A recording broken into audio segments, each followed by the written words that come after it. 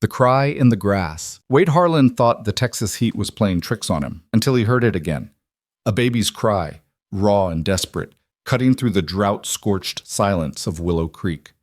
What he found in that wooden crate, hidden in the tall grass like a shameful secret, would shatter everything he thought he knew about grief, redemption, and the monsters who hide behind respectability.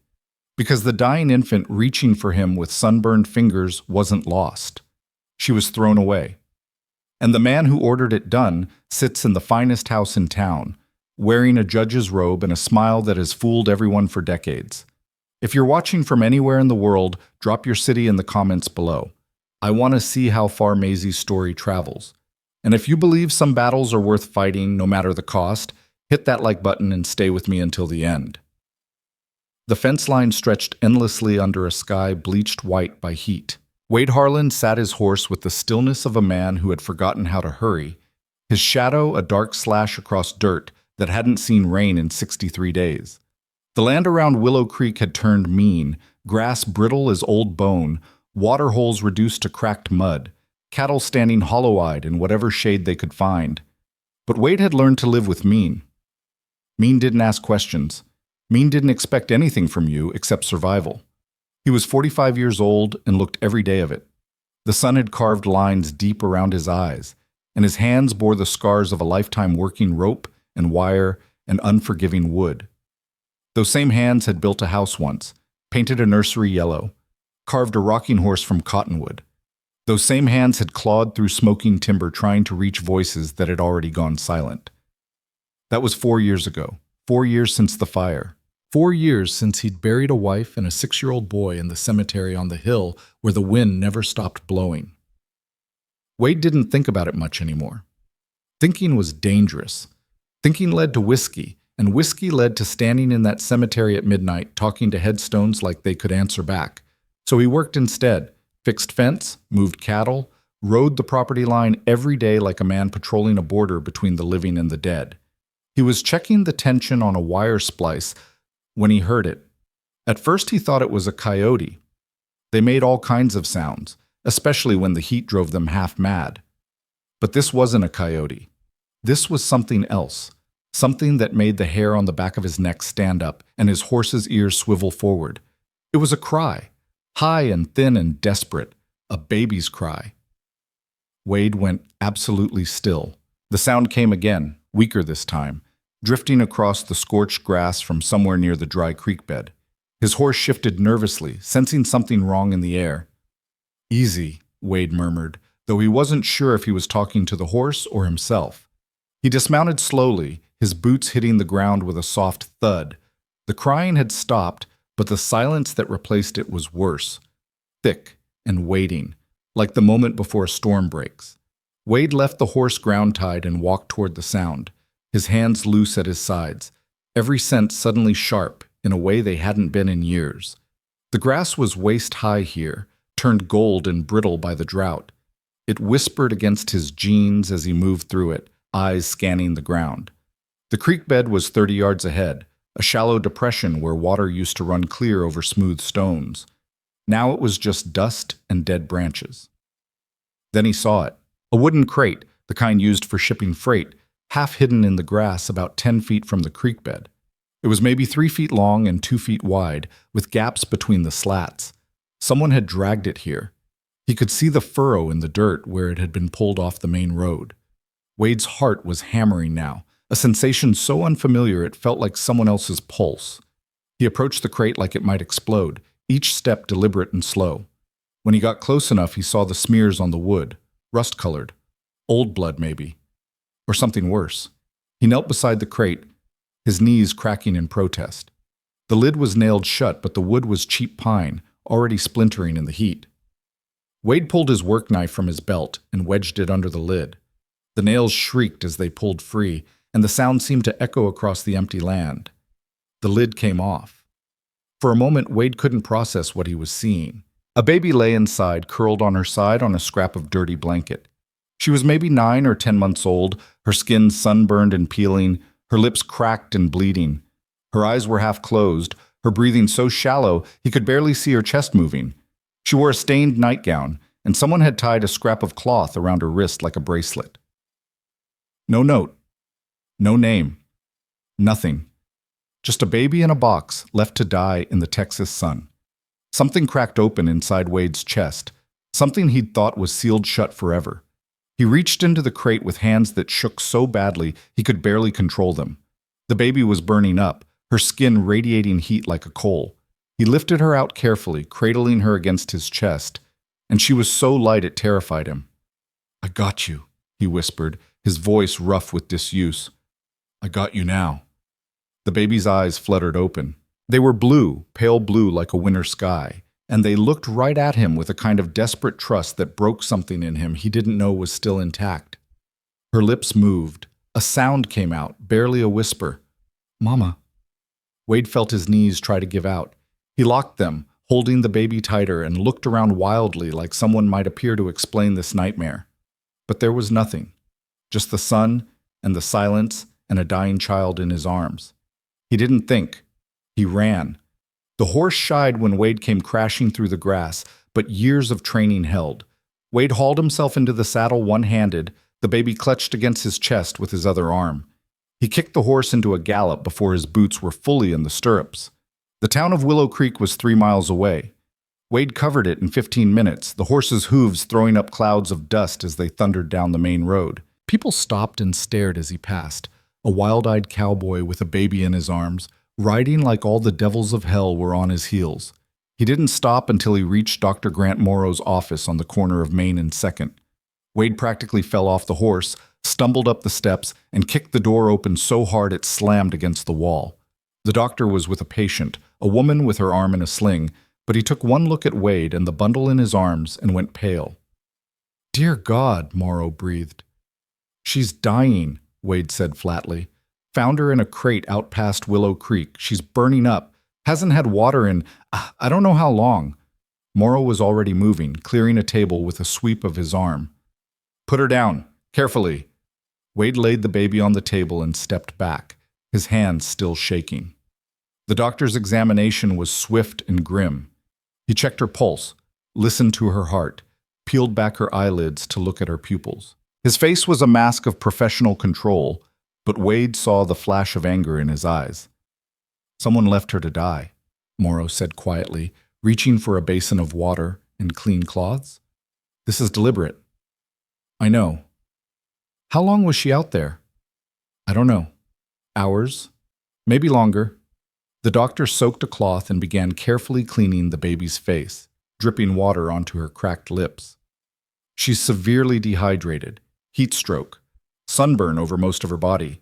If you'd found her an hour later—" He didn't finish the sentence. Wade watched the baby's chest rise and fall with painful slowness. "Will she make it?" "I don't know," Morrow said honestly. "The next few hours will tell us. I'll do everything I can, but she's in bad shape, Wade, real bad." Wade nodded once, sharply, and pulled a chair up to the table. He sat down and leaned forward, his elbows on his knees, his eyes locked on the baby's face. "What are you doing?" Morrow asked. "Staying." "Wade, this could take all night, maybe longer. You should—" "I'm staying," Wade said again, and there was something in his voice that made the doctor go quiet, something raw and broken and absolutely immovable. Morrow looked at him for a long moment, then nodded. "All right, I'll need help. Let me send someone to fetch—" "Claire," Wade said abruptly. "Send for Claire Sutton." The doctor blinked in surprise. Claire Sutton was the school teacher, a quiet widow who lived in a small house on the edge of town. She'd been kind to Wade after the fire, bringing him meals he didn't eat and sitting with him in silence when words felt impossible. But that was years ago, and Wade had pulled away from everyone since then. "You sure?" Morrow asked. "She'll know what to do," Wade said. "And the baby, she needs someone gentle." The doctor studied Wade's face, seeing something there that made him nod again. "I'll send my assistant. She'll be here in 10 minutes. Morrow was right. 9 minutes later, the door opened and Claire Sutton stepped through, her face flushed from hurrying, her dark hair coming loose from its pins. She was 38 years old, with steady brown eyes and capable hands that had soothed crying children and bandaged scraped knees for more than a decade. She took one look at the baby on the table and went completely still. Who would do this? She whispered. That's what we're going to find out, Wade said quietly, but right now she needs help. Claire moved to the table without another word. She had a way with children. Everyone in Willow Creek knew it. Her own daughter had died of fever 7 years ago, and her husband had followed 6 months later from a heart that just gave out. But Claire had kept teaching, kept showing up, kept finding ways to pour her grief into caring for other people's children. She reached out and gently stroked the baby's cheek with one finger. The baby's eyes fluttered open again, and something remarkable happened. The fear in those blue eyes eased just a fraction. The tiny hand lifted, fingers stretching toward Claire's. Claire caught that small hand in hers, and the baby's fingers wrapped around her thumb with surprising strength. "Hello, sweetheart," Claire said softly. "You're safe now. We've got you." The baby made a sound, not quite a cry, not quite a sigh, just a small noise of exhausted relief. And then, impossibly, her lips curved into the faintest ghost of a smile before her eyes drifted closed again. Wade felt something shift in his chest, something that hurt and healed at the same time. "She needs a name," Claire said, still holding the baby's hand. "Even if it's just for now, she needs something to call her own." Wade looked at the tiny face, at the sunburned skin and the cracked lips and the pale blonde hair matted to her head. He thought about the word she'd said out there in the grass, the one word she'd managed to push past her dying lips. "Maisie," he said quietly. "Maisie June." Claire looked up at him, and something passed between them. Understanding, maybe. Shared grief. Shared determination that this child would not become another name on a headstone. "Maisie June," Claire repeated, and smiled through the tears gathering in her eyes. "That's perfect." Dr. Morrow worked through the afternoon and into the evening. He got fluids into Maisie drop by drop, cleaned her wounds, applied salve to her burns. Claire stayed beside her, singing soft songs and stroking her hair when she whimpered. Wade stayed in his chair, silent and watchful, like a guard dog that had found something worth protecting. As the sun set and the office filled with amber light, Maisie's breathing began to even out. The terrible heat faded from her skin. Her color improved from gray to pink. Around 8 o'clock, she opened her eyes fully for the first time and looked around with what might have been curiosity. Claire offered her a bottle of diluted milk and water, and Maisie drank like she'd been wandering a desert for days, which, Wade supposed, she had been. "She's going to make it," Morrow said finally, sagging against the wall with relief. "I can't believe it, but she's going to make it." Wade closed his eyes and breathed for what felt like the first time in hours. But before anyone could celebrate, the door opened and Sheriff Tom Brackett walked in. He was a big man, 50 years old, with a star on his chest and a face that gave nothing away. He'd been sheriff in Willow Creek for 15 years, and he ran the county with a steady hand and a reputation for fairness.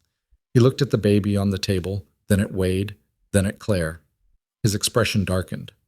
"Heard you found something out at Willow Creek," Brackett said. "Want to tell me about it?" Wade described finding the crate, the condition of the baby, the ride into town. He spoke flatly, without emotion, but his hands curled into fists on his knees. Brackett listened without interrupting. When Wade finished, the sheriff pulled out a small notebook and made a few notes, his pencil scratching loudly in the quiet room. "Anyone see you out there?" Brackett asked. "No, just me and the buzzards." "Any tracks, signs of who left her?" "Drag marks from the road, boot prints, but the ground was too dry to make out much detail. Whoever it was knew what they were doing." Brackett's jaw tightened. "This is attempted murder. Maybe conspiracy, depending on who's involved. I'll ride out at first light, see what I can find. In the meantime," he looked at Maisie. "What happens to her?" "She stays here tonight," Morrow said. "Under observation. After that," he glanced at Wade and Claire. "She stays with me," Wade said immediately. Brackett raised an eyebrow.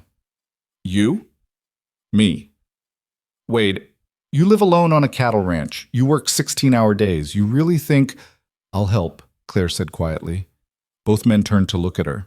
She lifted her chin, meeting their gazes steadily. "I'll stay at the ranch as long as she needs me. I can take a leave from teaching. School's out for summer anyway. Between Wade and me, she'll be cared for." Brackett studied them both for a long moment. Wade could see the sheriff working through the implications, the town gossip this would generate, the questions people would ask. A widowed cowboy and a widowed school teacher living together under one roof with a mysterious baby? Willow Creek would talk about nothing else for months. Wade didn't care. Let them talk. All right, Brackett said finally. But I want to be clear. This baby is evidence in a criminal investigation. Nobody takes her anywhere without clearing it with me first. And if I find out who's responsible, his voice went cold, they're going to wish I hadn't. The sheriff left, his boots heavy on the wooden floor. Morrow checked Maisie one more time, then announced he needed to step out for supplies. That left Wade and Claire alone with the baby, who had fallen into a deep, exhausted sleep. Claire sat in the chair beside the table, still holding Maisie's hand. Wade stood by the window, staring out at the darkening street. "Wade," Claire said softly. He turned to look at her. "Why did you ask for me?" It was a fair question. They'd barely spoken in 2 years despite living in the same small town. Wade had built walls around himself after the fire, and Claire had respected them even when it clearly hurt her to do so. "Because," Wade said slowly, choosing his words carefully, "when I held her, she was so scared, and I knew she needed someone who could make her feel safe, someone gentle, someone who knows how to love broken things." Claire's eyes filled with tears. "We're all broken, Wade." "I know." He looked at Maisie, at the rise and fall of her small chest. "But some of us get a chance to protect something that can still be fixed." They sat in silence for a while, listening to Maisie breathe. Outside, Willow Creek settled into night.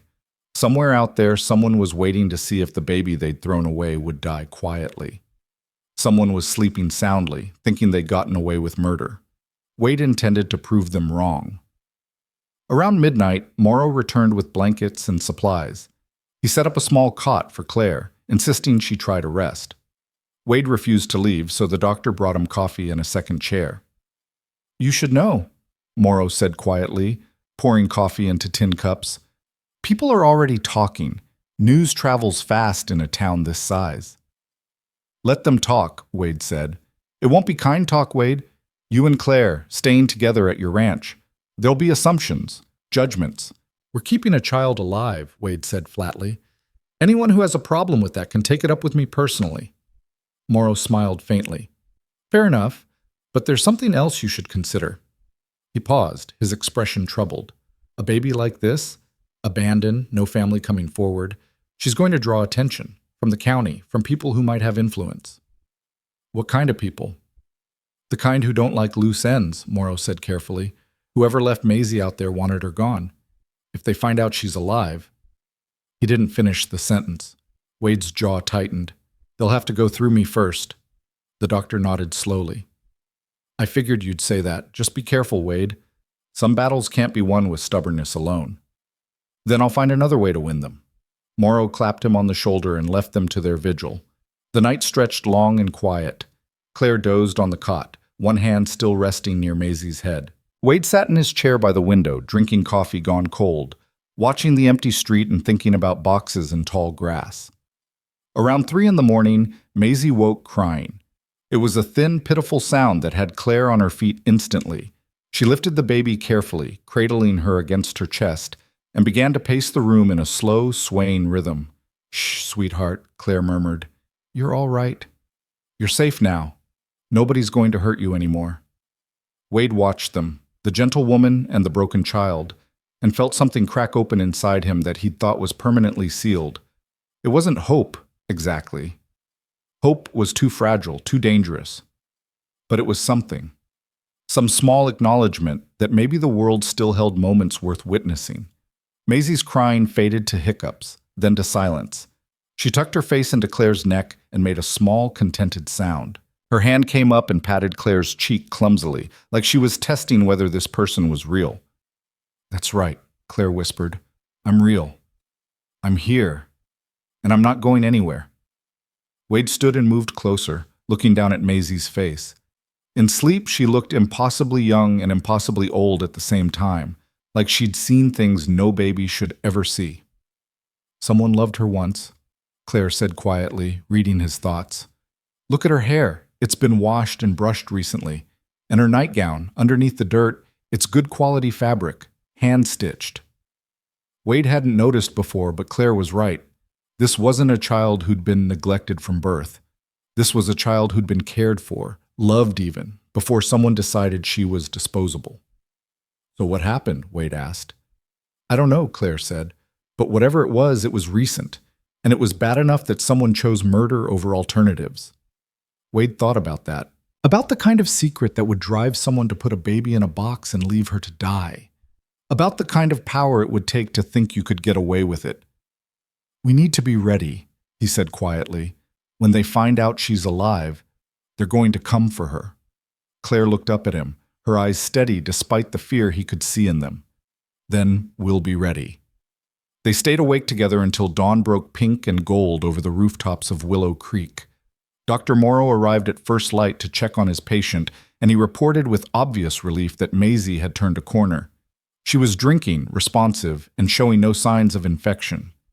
"She's tougher than she looks," Morrow said, smiling as Maisie grabbed his stethoscope and tried to chew on it. "Another few days under observation, then I think she can go home with you."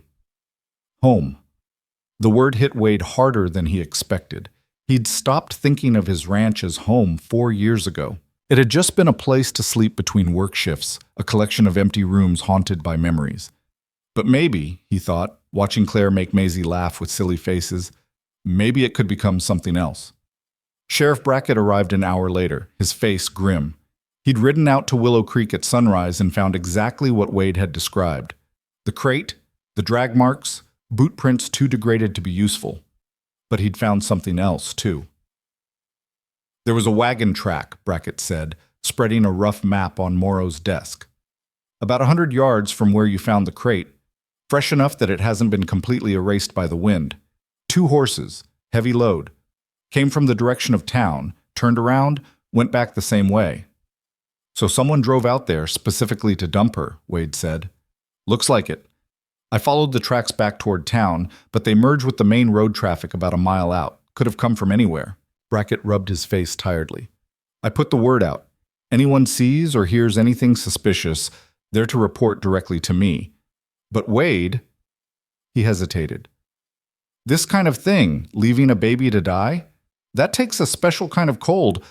Whoever did this, they're not going to just confess because I ask nicely." "Then we make them confess," Wade said quietly.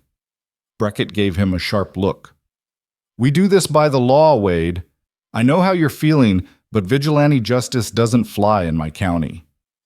"I'm not talking about vigilante justice," Wade said. "I'm talking about finding the truth and making sure it sees daylight." The sheriff studied him for a long moment, then nodded slowly. "All right, but you stay out of the investigation. Let me handle it." Wade didn't answer, which was answer enough. Over the next 3 days, Willow Creek buzzed with rumors. The story of the baby in the box spread through town like wildfire, growing more dramatic with each retelling. Some said Wade had found her in the middle of the desert, half eaten by coyotes. Others claimed she'd been wrapped in a Confederate flag and left at the cemetery gates. The truth was dramatic enough, but people always wanted more. And underneath the gossip ran a darker current, questions about who the baby's parents were, why she'd been abandoned, and what Wade Harlan and Claire Sutton thought they were doing playing house together. Wade ignored it all. He spent his days at the ranch preparing the spare bedroom that had sat empty for 4 years. Claire helped, bringing curtains she'd sewn herself and a small cradle she'd found at the church donation room. Together they scrubbed and painted and made the space bright and clean and safe. At night they took turns sitting with Maisie at the doctor's office, feeding her, singing to her, teaching her to trust again. And Maisie responded. She began to smile more readily, to reach for them when she was scared, to laugh when Claire tickled her feet. She was a quick learner, already trying to pull herself up on furniture, babbling sounds that were almost words. But she never said "mama" again. Not once. On the 4th day, Dr. Morrow cleared Maisie for release. Wade and Claire brought her back to the ranch in a wagon, cushioned with every blanket they could find. The ride was slow and careful, and Maisie seemed fascinated by everything: the horses, the sky, the endless stretch of dry grass. When they reached the ranch house, Wade carried her inside and set her down gently in the cradle Claire had prepared. Maisie looked around the room with wide eyes, taking in the yellow curtains, the carved wooden horse on the shelf, the quilt with stars stitched into the pattern. Then she looked up at Wade and Claire, standing together in the doorway, and she smiled. It was the kind of smile that made Wade understand why people had children in the first place. Pure and uncomplicated and full of trust that the world was good. He hoped like hell they could keep that smile intact. That night, after Maisie had fallen asleep and Claire had retired to the guest room, Wade stood on his porch and looked out at the dark land. Somewhere out there, someone was wondering if their secret had died in a wooden box. Someone was sleeping soundly, thinking they were safe. Wade intended to rob them of that peace, because he'd failed one child 4 years ago, failed to get there in time, failed to pull him from the flames, failed to be the father who saved his son. But Maisie June wasn't going to become another failure, another grave on a hill. She was going to live. She was going to grow up safe and loved and protected. And anyone who tried to stop that was going to learn exactly how dangerous a man with nothing left to lose could be. Wade Harlan had been hollowed out by fire once. But hollow things, he was learning, could be filled again. Sometimes with purpose, sometimes with fury. And sometimes, if you were very lucky, with something worth protecting more than your own broken heart. The first week passed in a rhythm that felt almost normal. Wade woke before dawn, checked the cattle, mended fence. Claire took care of Maisie during the day, feeding her, bathing her, teaching her to clap her hands and play peekaboo. In the evenings, they ate simple meals together at the kitchen table while Maisie banged a wooden spoon against her high chair and laughed at the noise. It was domestic in a way Wade hadn't experienced in 4 years, and it unsettled him as much as it comforted him. He caught himself listening for Claire's footsteps in the morning, anticipating the smell of coffee she made strong enough to strip paint. He noticed small things, the way she hummed while folding laundry, the patience in her voice when Maisie fussed, the strand of dark hair that always escaped her bun by noon. But beneath the surface calm, tension coiled tighter every day. Because the questions everyone was asking weren't going away. Where did Maisie come from? Who were her parents? And why hadn't anyone come forward to claim her? On the 8th day, Sheriff Brackett rode out to the ranch just after breakfast. Wade saw him coming from the porch and felt his jaw tighten. The sheriff wouldn't make the trip unless he had news. "Morning, Tom," Wade said as Brackett dismounted. "Wade." The sheriff's face was carefully neutral, which meant trouble. "Claire inside?" "With the baby. Come on in." They found Claire in the front room, sitting on the floor with Maisie. The baby had discovered her own feet and was examining them with intense concentration, trying to fit her toes in her mouth. Claire looked up when the men entered, and Wade saw her smile fade at Brackett's expression. "What's wrong?" she asked. Brackett pulled off his hat and turned it in his hands. "Got a visit at the office this morning, from Judge Vernon Crow." The name landed like a stone in still water. Wade felt every muscle in his body go rigid. Claire's face went pale. Vernon Crow was the most powerful man in 3 counties. He'd served as circuit judge for 20 years, owned half the commercial property in Willow Creek, and had political connections that reached all the way to the state capitol. He was 62 years old, silver-haired and dignified, with a voice like aged whiskey and a reputation for absolute integrity. He was also, Wade had always thought, cold as a snake. "What did Crow want?" Wade asked quietly. Brackett looked uncomfortable. "He's heard about the baby. He wants to discuss the situation with you both. Said it's a matter of considerable delicacy." "Delicacy," Claire repeated, her voice tight. "A baby was left to die in a box, and he calls it delicate?" "Those weren't his exact words," Brackett said carefully, "but he made it clear this isn't a social call. He expects you at his house tomorrow morning at 10 o'clock, both of you." Wade's hands curled into fists. "And if we refuse?" "Then he'll have the county take custody of Maisie, pending a full investigation into her origins and your suitability as guardians." Brackett's voice was flat. "He's got the legal authority to do it, Wade, and he's got friends who'll back whatever play he makes." Claire stood slowly, lifting Maisie into her arms. The baby immediately grabbed a fistful of her hair and tried to eat it. Why would Judge Crow care about one abandoned baby? He's never shown interest in county welfare cases before. "I don't know," Brackett admitted, "but I don't like it. The man doesn't make moves without a reason, and those reasons usually benefit Vernon Crow first and everyone else distant second." He looked at Wade. "You want my advice?" Go to the meeting. Be respectful. Answer his questions. And for the love of everything, Wade, keep your temper in check. After Brackett left, Wade and Claire sat in heavy silence. Maisie had fallen asleep against Claire's shoulder, one small hand curled in the fabric of her dress. "We could run," Claire said quietly. Wade looked at her in surprise. "Take Maisie and leave. Tonight. Head west. Start over somewhere they'd never find us." Claire's voice was steady, but Wade could see the fear beneath it. "We could keep her safe that way." "We'd be running for the rest of our lives," Wade said. "And the minute they caught us, and they would catch us, we'd lose her anyway. Plus, we'd be fugitives." He shook his head. "No. We go to the meeting, we hear what Crow has to say, and then we decide." Claire nodded, though she didn't look convinced. "I don't trust him, Wade. Men like Vernon Crow don't summon people to their houses out of concern for a baby's welfare." "I know," Wade said grimly, "but we don't have a choice." The next morning dawned clear and hot. Wade put on his cleanest shirt and the suit jacket he'd worn to funerals. Claire dressed in a simple blue dress with her hair pinned neatly, and she wrapped Maisie in a white cotton gown that made her look like an angel. They rode to town in Wade's wagon, the silence between them thick with unspoken worry. Judge Crow's house sat on the hill overlooking Willow Creek, a 3-story mansion of white stone with columns and a wraparound porch. It was the kind of house that declared wealth and permanence, built to last generations. Wade had been inside exactly once, for a town meeting about water rights. The place had felt like a museum, beautiful and cold and untouchable. A housemaid answered their knock, a Mexican woman in her 40s with careful eyes and a tight mouth. She led them through a marble-floored hallway into a study lined with law books and dark wood.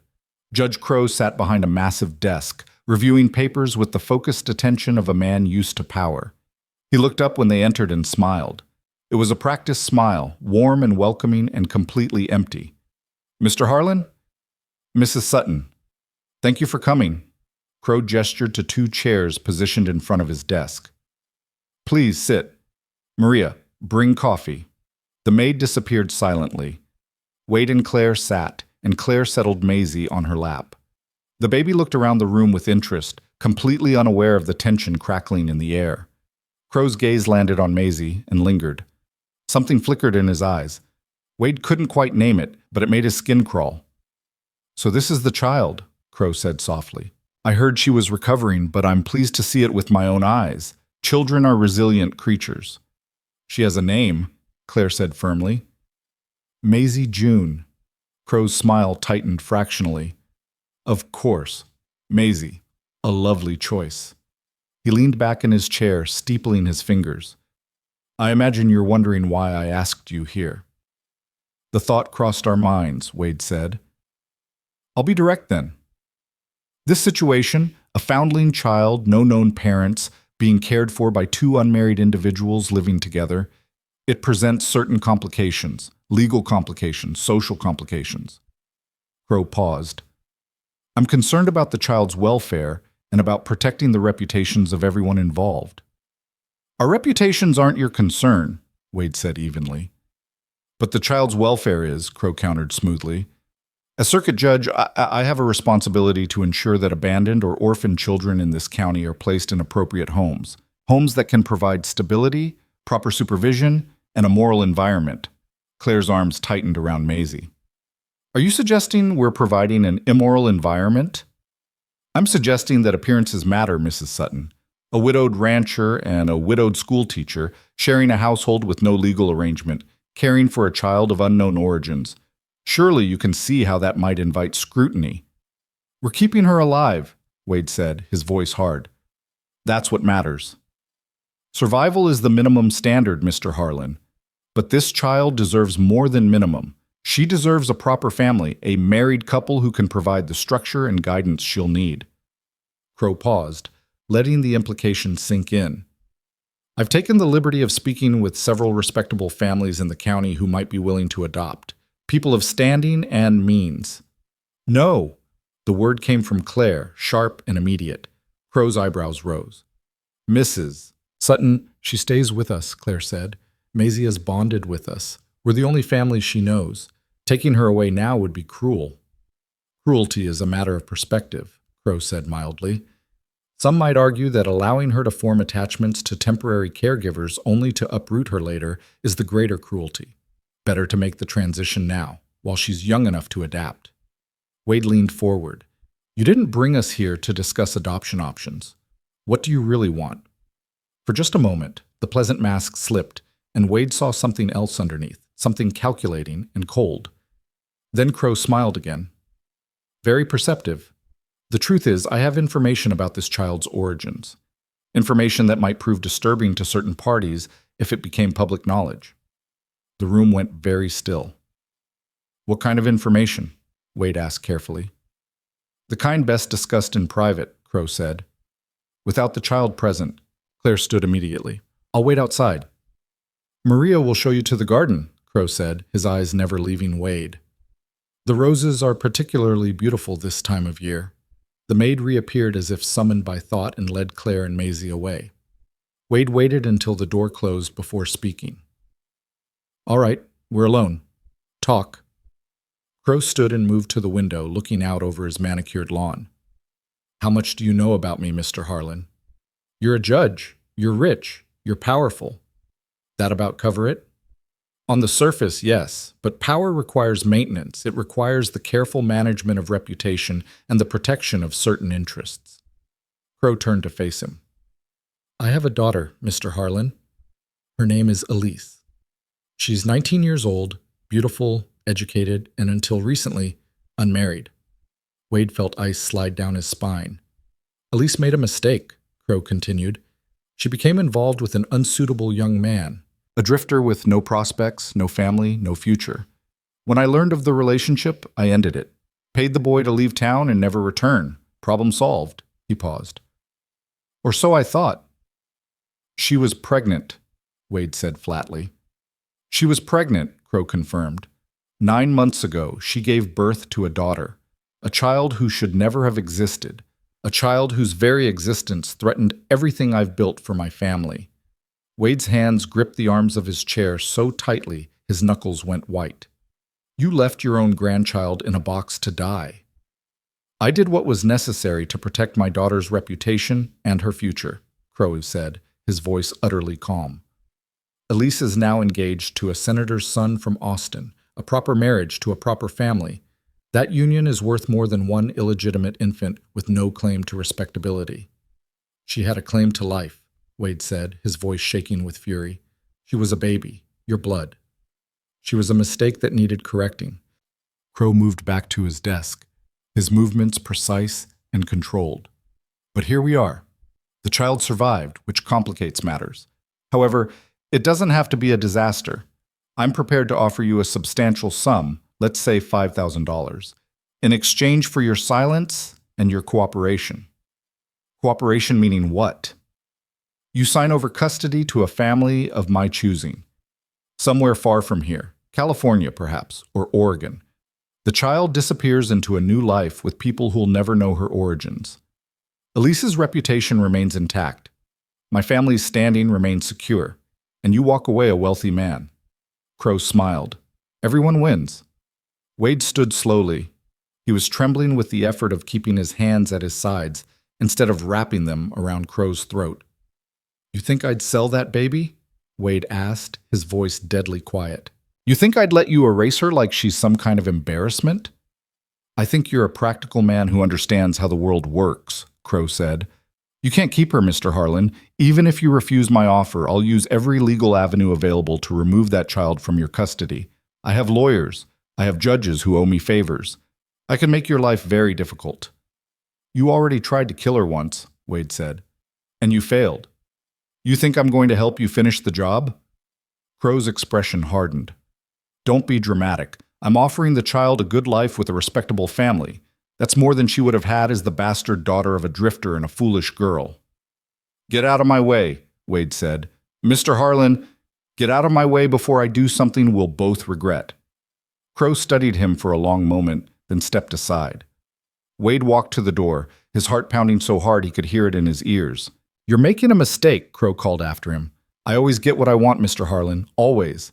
The only question is how much it costs everyone involved. Wade kept walking. He found Claire in the garden, sitting on a bench with Maisie in her lap. She looked up when he approached, and whatever she saw in his face made her go pale. "We're leaving," Wade said. "Now." They were halfway back to the ranch before Wade could speak coherently. He told Claire everything. Crow's daughter, the pregnancy, the deliberate abandonment, the offer to buy their silence. Claire listened with Maisie asleep against her shoulder, her face growing paler with each revelation. "He left his own grandchild to die," she whispered when Wade finished. "His own blood.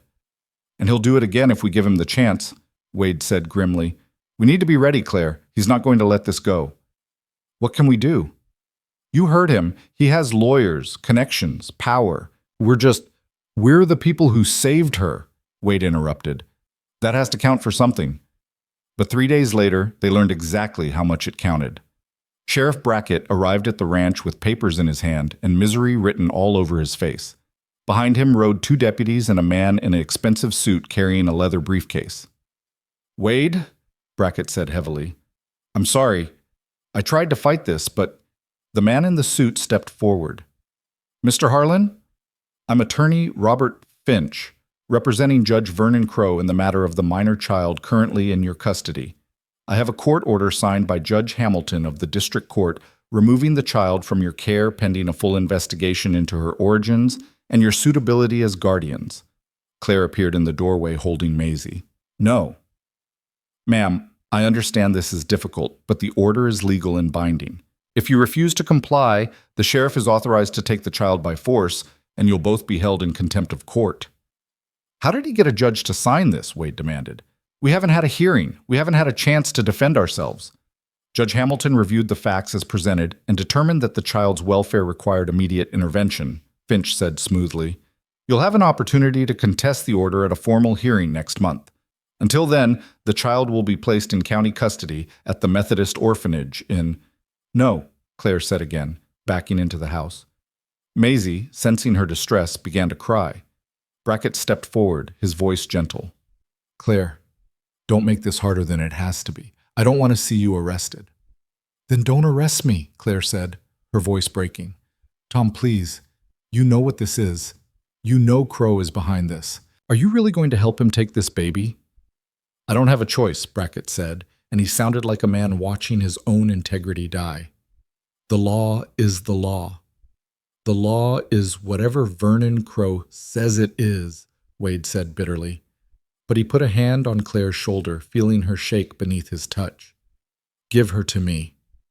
Wade, give her to me," he repeated gently. "We can't fight them this way, not now."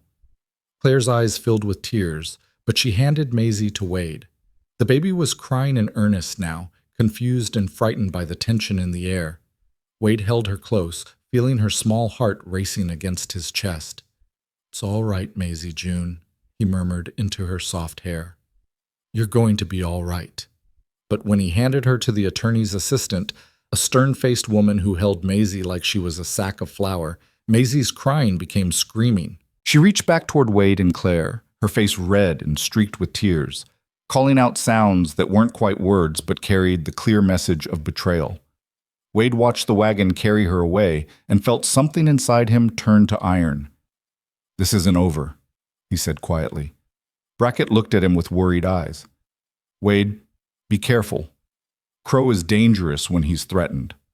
"So am I," Wade said. "So am I." That night, the ranch house felt like a tomb. Claire sat at the kitchen table staring at nothing, tears running silently down her face. Wade stood at the window, watching the darkness, his mind working through possibilities and discarding them one by one.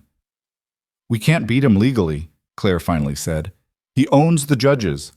He owns the lawyers. He probably owns half the county officials." "Then we don't fight him legally," Wade said. Claire looked up. "What do you mean?" "I mean we find proof. Real proof that he ordered Maisie killed. We find witnesses. We build a case so strong that even Crow's money and connections can't bury it." Wade turned to face her. "And we make sure everyone in 3 counties knows exactly what kind of monster sits in that big house on the hill." "How?" Claire asked. "Everyone's too scared to talk. The people who work for him, the people who owe him money, the people whose careers he controls. They're not going to testify against Vernon Crow. Wade was silent for a moment. Then, what about his daughter, Elise? She's the baby's mother. If we could get her to tell the truth. She's locked away in that house like a prisoner, Claire said. You think Crow lets her talk to anyone he doesn't approve? You think she'd risk her engagement, her family, her entire life to save a baby she's been told is dead? She doesn't know Maisie is alive, Wade said slowly. Crow would have told her the baby died, probably said it was merciful, that the child was too weak to survive. But if Elise knew the truth, if she knew her daughter was alive and being used as a pawn, that's a lot of ifs, Wade. It's all we've got. They sat in silence for a while, the weight of impossibility pressing down on them. Then Claire stood abruptly. The housemaid, she said. Wade looked at her questioningly. Maria, the woman who showed us to the garden, did you see her face when Crow was talking about the baby? She looked sick, like she knew something terrible and couldn't say it. Claire's voice gained strength. What if she knows what happened? What if she was there when they took Maisie away? Wade felt a spark of hope. You think she'd talk? I think she's afraid. But I also think she has a conscience. I saw it in her eyes. Claire grabbed her shawl. She goes to early mass at the Catholic Church every morning. I've seen her there when I walk past on my way to school. If we can catch her alone, away from Crow's house, it's worth a try, Wade said. The next morning, they were waiting outside St. Mary's Catholic Church when Maria emerged after mass. She saw them and froze, fear flashing across her face. Please, Claire said quickly, stepping forward with her hands out in a peaceful gesture. We just want to talk. 5 minutes. Maria glanced around nervously. The street was mostly empty, just a few early risers heading to the general store. I cannot help you, she said, her English accented but clear. I have a family. I need my position. We know, Wade said gently. We're not asking you to testify or put yourself in danger. We just need to understand what happened. The truth. Maria's eyes filled with tears. You do not know what he is capable of, what he has done. We know he left a baby to die, Claire said quietly. We know he's trying to erase his own granddaughter like she never existed. If that doesn't make him a monster, what does? Maria looked at them for a long moment, clearly torn. Then she glanced around once more and gestured to a small park across the street. There. 5 minutes only. They sat on a bench beneath a cottonwood tree. Maria twisted her hands in her lap, her face etched with fear and something deeper, guilt, maybe, or shame. I was there, she said finally, her voice barely above a whisper. The night the baby was born. Miss Elise, she labored for many hours, so much pain, but Judge Crow, he would not call the doctor. He said no one outside the family could know. Who helped with the delivery? Claire asked. Me and the cook, Mrs. Patterson. We did our best, but we are not trained. When the baby finally came, Maria's voice broke. She was so small, so perfect. Miss Elise, she cried and cried, holding her daughter. She named her Grace. She said it meant something beautiful from God. Wade felt his throat tighten. Maisie. Grace. 2 names for one stolen child. What happened then? He asked. Judge Crow took this baby, Maria said, tears streaming down her face now. He said the child could not stay, that she would ruin everything. Miss Elise begged him. She said she would do anything, give up anything, if he would just let her keep her baby, but he would not listen. Maria wiped her eyes with shaking hands. He gave the baby to a man, a stranger who came in the night. I heard them talking in the study. The judge said to take her far away and make sure nobody ever found her. And then... She couldn't continue. And then the man was supposed to kill her, Wade finished grimly. Maria nodded. I wanted to stop it. I swear I did, but I have 3 children of my own, and my husband is sick. If I lose my position, my family starves. I am a coward. You're not a coward, Claire said, taking Maria's hand. You're a survivor. But Maria, would you be willing to tell this story to the sheriff? To help us save that baby? If I do, Judge Crow will destroy me, Maria whispered. He will make sure I never work again. He might hurt my family.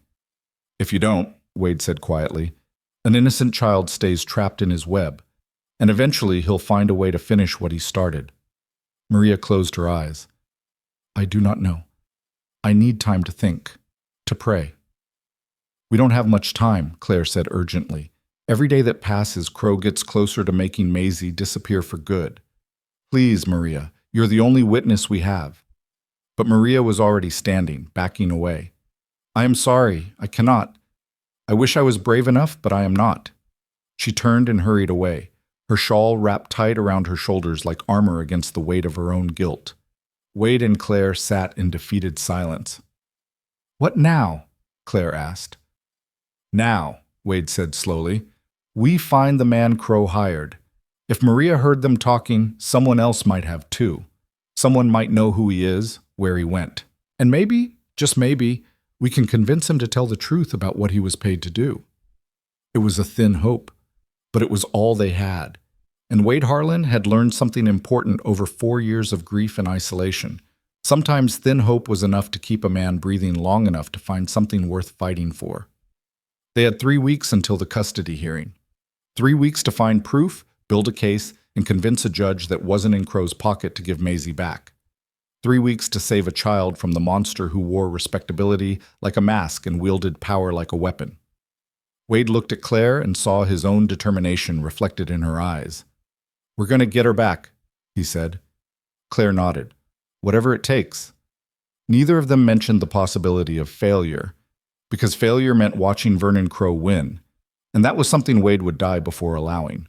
The search for Crow's hired man proved harder than Wade expected. He started at the saloons, asking careful questions about strangers who'd passed through town 9 months ago. Most folks shook their heads or looked away, unwilling to get involved in anything that might circle back to Judge Crow. The few who remembered anything useful spoke in whispers, glancing over their shoulders like the judge himself might materialize from the shadows. There was a man, old Charlie Brennan finally said on the 3rd night, hunched over his whiskey at the Lucky Dollar. Came through last winter. Big fellow, scar across his jaw, talked like he was from back east. Stayed at the boarding house for 2 nights, then disappeared. Heard he took work with the judge for a day or 2, but nobody knew doing what. You remember his name? Wade asked. Charlie scratched his grizzled chin. Something with a K. Kemp, maybe. Or Kellen. Can't say for sure. It wasn't much, but it was something. Wade rode to the boarding house the next morning and found Mrs. Fletcher, the proprietor, sitting on her porch shelling peas. She was a sharp-eyed woman in her 60s who'd run the establishment for 30 years and prided herself on remembering every guest who'd ever darkened her doorway. Kellen, she said immediately when Wade described the man. Jack Kellen. Rough sort, but paid in advance and didn't cause trouble. Said he was passing through on his way to California. She dumped a handful of peas into her bowl. But he never made it that far, as I know. Heard he got work at one of the ranches south of here. Which ranch? Couldn't say for certain, but you might ask at the feed store. Those boys know everyone who's hiring. The feed store led Wade to a ranch 40 miles south, where the foreman remembered Kellen working cattle for 3 weeks before vanishing without collecting his final pay. That led to a saloon in a town called Redemption, where a bartender recalled Kellen drinking heavy and talking about money he was owed. And that finally led Wade to a small mining camp in the foothills where Kellen had apparently gone to ground, trying to disappear into hard labor and harder liquor. It took Wade 5 days to track the trail to its end. 5 days of riding through heat that turned the air to liquid, sleeping rough, and following leads that sometimes evaporated like morning dew. But on the 6th day, he rode into the mining camp and asked the first man he saw about a big fellow with a scarred jaw. Kellen? The miner spat tobacco juice into the dust. Yeah, he's here. Works the day shift, drinks away his pay at night. You'll find him at the tent saloon come evening. Wade thanked him and found a place to wait.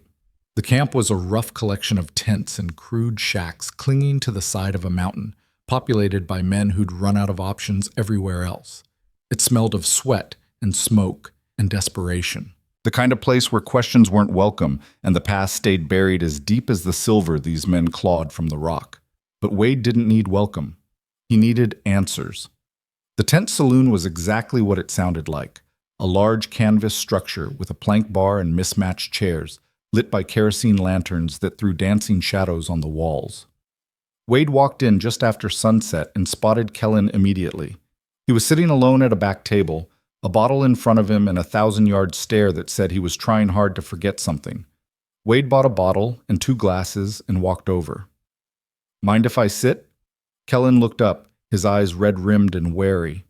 Up close, the scar was more prominent, a thick white line that ran from his left ear to his chin, pulling his mouth into a permanent half-sneer. "Do I know you?" "No, but we have a mutual acquaintance."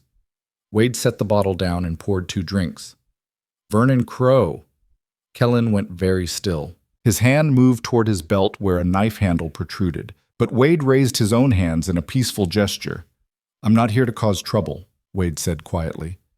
"I'm here to talk about a job you did for the judge last winter, a job involving a baby." The color drained from Kellen's face.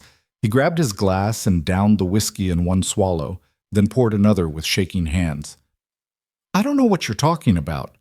"Yes, you do. You took a newborn baby from Crow's house with instructions to make her disappear. You were supposed to kill her, but you didn't." Wade leaned forward. "You left her in a box out at Willow Creek, and I found her. She's alive, Kellen. That baby is alive." Kellen closed his eyes like he'd been hit. "Jesus," he whispered. "Jesus Christ." "Why'd you do it?" Wade asked. "Why'd you leave her there instead of finishing the job?" "Because I'm not a goddamn murderer," Kellen said hoarsely. "Crow told me to take the baby far away and dispose of it. Said it was a mercy, that the child was born sick and would die anyway. Offered me $500 to save his daughter from having to watch it happen." He laughed bitterly.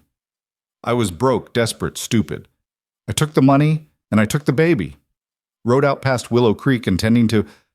I don't know what I intended, but when I looked at her..." His voice cracked. "She was so small, and she looked right at me with these blue eyes like she knew. Like she understood I was supposed to end her, and she was asking me not to." "So you left her in the box," Wade said. "I thought someone would find her. It was near the road, near water. I figured a traveler or a rancher would come by. I told myself I was giving her a chance." Kellen's hands trembled around his glass. "But then I heard nothing, no news of a baby being found, and I thought she must have died anyway, that I'd just made it slower and worse. I've been drinking myself to death ever since trying to forget the sound she made when I put the lid on that box." Wade felt a surge of something that might have been pity if it hadn't been tangled up with fury. "She didn't die. She survived, and now Crow is trying to take her back so he can finish what he paid you to do." Kellen looked up sharply. "He knows she's alive?"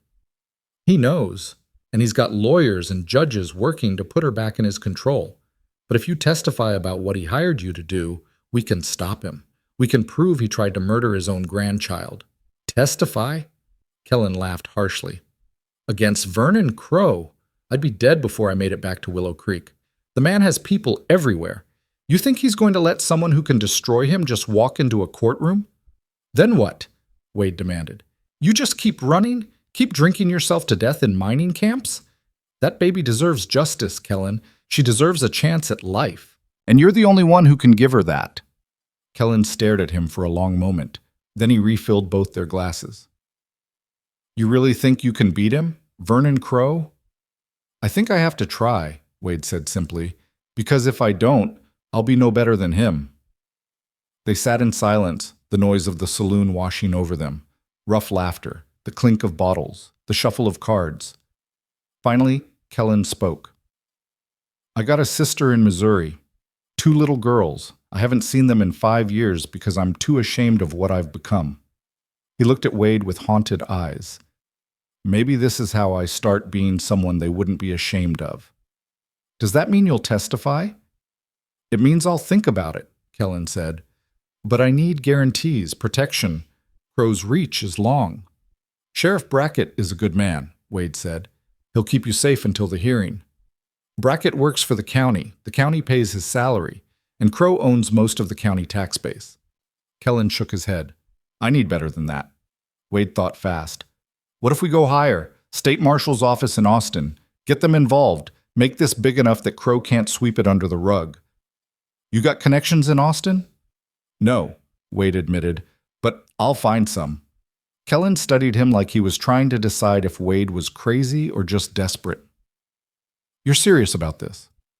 About going up against the most powerful man in 3 counties to save one baby?"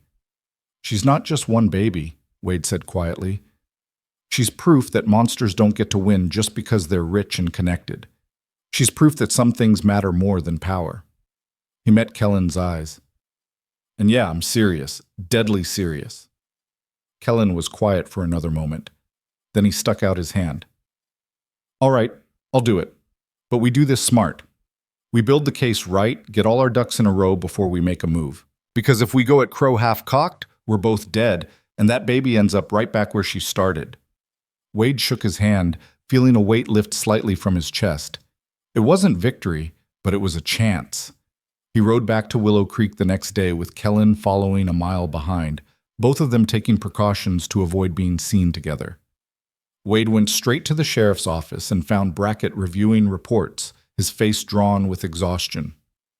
"Wade," Brackett said, looking up in surprise, "where have you been? Claire's been worried sick." "Finding proof," Wade said. He closed the door and told Brackett everything. Kellen's testimony, Crow's payment, the deliberate attempt to murder an infant. The sheriff listened with growing horror, his expression darkening with each revelation.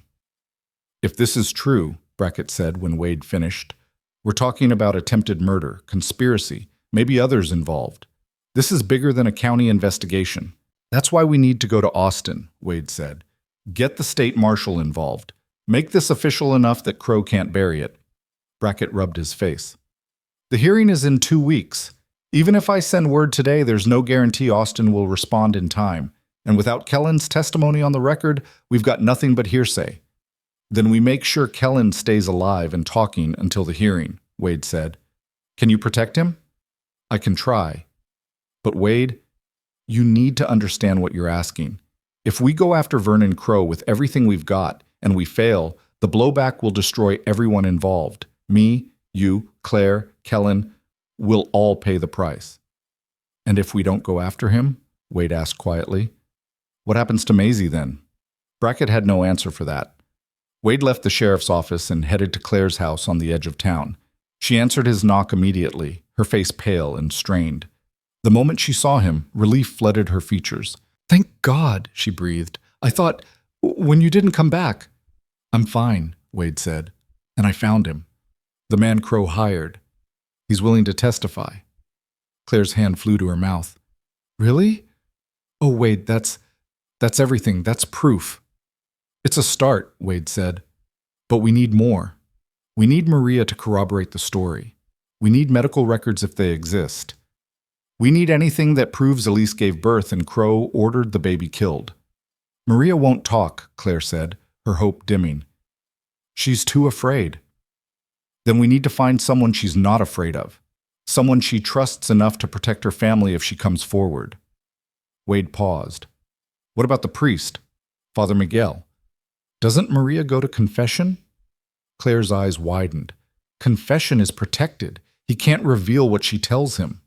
"No, but he can counsel her, encourage her, remind her that silence in the face of evil is its own kind of sin." Wade looked at Claire intently. "You know Father Miguel better than I do. Would he help?" "I don't know," Claire said honestly, "but I can ask." That evening, Claire went to the rectory beside St. Mary's and requested a private meeting with Father Miguel. He was a small man in his 50s with kind eyes and hands worn rough from working in the church garden. He listened to Claire's carefully worded request, never mentioning confession, never asking him to violate his vows, just asking if he might speak to Maria about the weight of carrying terrible secrets. "You're asking me to influence a parishioner's conscience," Father Miguel said gently. "I'm asking you to remind her that protecting evil is not the same as protecting her family," Claire said. "That baby, Maisie, she's innocent, and Maria knows the truth about what was done to her. If Maria stays silent, she's complicit in whatever happens next." Father Miguel was quiet for a long time. Then he said, "I will pray on this, and I will speak with Maria, but I cannot promise she will find the courage you hope for. Fear is a powerful master." "So is conscience," Claire said. 3 days passed. Wade spent them at the ranch, working cattle and trying not to think about Maisie in that orphanage.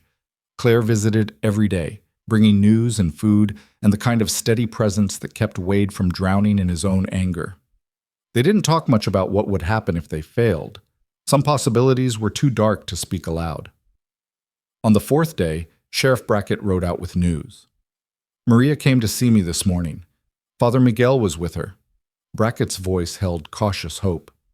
She's willing to testify, on the condition that I personally guarantee her family's safety and help them relocate after the trial. Wade felt his heart kick hard against his ribs. You agreed? I agreed. It'll cost me most of my savings to set them up somewhere new, but yeah, I agreed. Brackett dismounted and tied his horse. We've got 2 witnesses now. That's enough to bring formal charges. I sent word to Austin yesterday. The state marshal's office is sending an investigator. When? Claire asked. Should be here within a week. We'll depose Kellen and Maria, get everything on record, and present it at the custody hearing. If the evidence is strong enough, the judge will have no choice but to rule in your favor and potentially bring criminal charges against Crow. If the judge isn't in Crow's pocket, Wade said. Judge Hamilton signed the removal order, Brackett admitted, but he's not corrupt, just cautious, and he won't ignore sworn testimony from multiple witnesses about attempted murder. The man's ambitious. He won't tie his reputation to a sinking ship. It was the most hope Wade had felt in weeks, but hope, he'd learned, was a dangerous thing. It made you forget how much could still go wrong. The investigator from Austin arrived 6 days later. His name was Daniel Price, a federal marshal who'd been assigned to review the case and determine if charges warranted state intervention. He was 40 years old, square-jawed and sharp-eyed, with the look of a man who'd seen enough corruption to be permanently suspicious of everyone. Price interviewed Kellen first, recording every detail of his interaction with Crow. Then he spoke with Maria, who wept through her entire testimony but held firm. He reviewed medical supplies ordered by the Crow household 9 months prior, tracked down the cook who'd helped with the delivery, and even managed to get a deposition from the man at the feed store who'd sold the wooden crate to one of Crow's ranch hands. This is solid, Price told Wade and Brackett on the eve of the hearing. Multiple witnesses, physical evidence, a clear timeline. Unless Crow can produce an alternative explanation that accounts for all these facts, he's finished. He'll try, Wade said grimly. The man's got more lawyers than I've got cattle. Let him try, Price said. I've taken down senators and railroad barons. Vernon Crow might run this county, but he doesn't run the state of Texas. The custody hearing was set for 10 o'clock the next morning. Wade couldn't sleep the night before. He sat on his porch watching stars wheel overhead and thinking about Maisie. She'd been at that orphanage for 2 weeks now. He wondered if she cried for them, if she remembered their faces, if she thought they'd abandoned her the way everyone else had. The thought made his chest ache. You should rest, Claire said, stepping out onto the porch. She'd stayed at the ranch the last few nights, sleeping in the guest room, both of them too anxious to be alone. Can't, Wade said. She sat beside him, close enough that their shoulders touched. We're going to get her back. You don't know that. Yes, I do. Claire's voice was fierce. Because we have the truth on our side. And truth has a weight that even Vernon Crow's money can't outweigh. Wade wanted to believe that. But he'd seen too much of the world to trust in justice without proof. They rode to town together at dawn, joining Brackett and Marshal Price at the courthouse. A crowd had already gathered.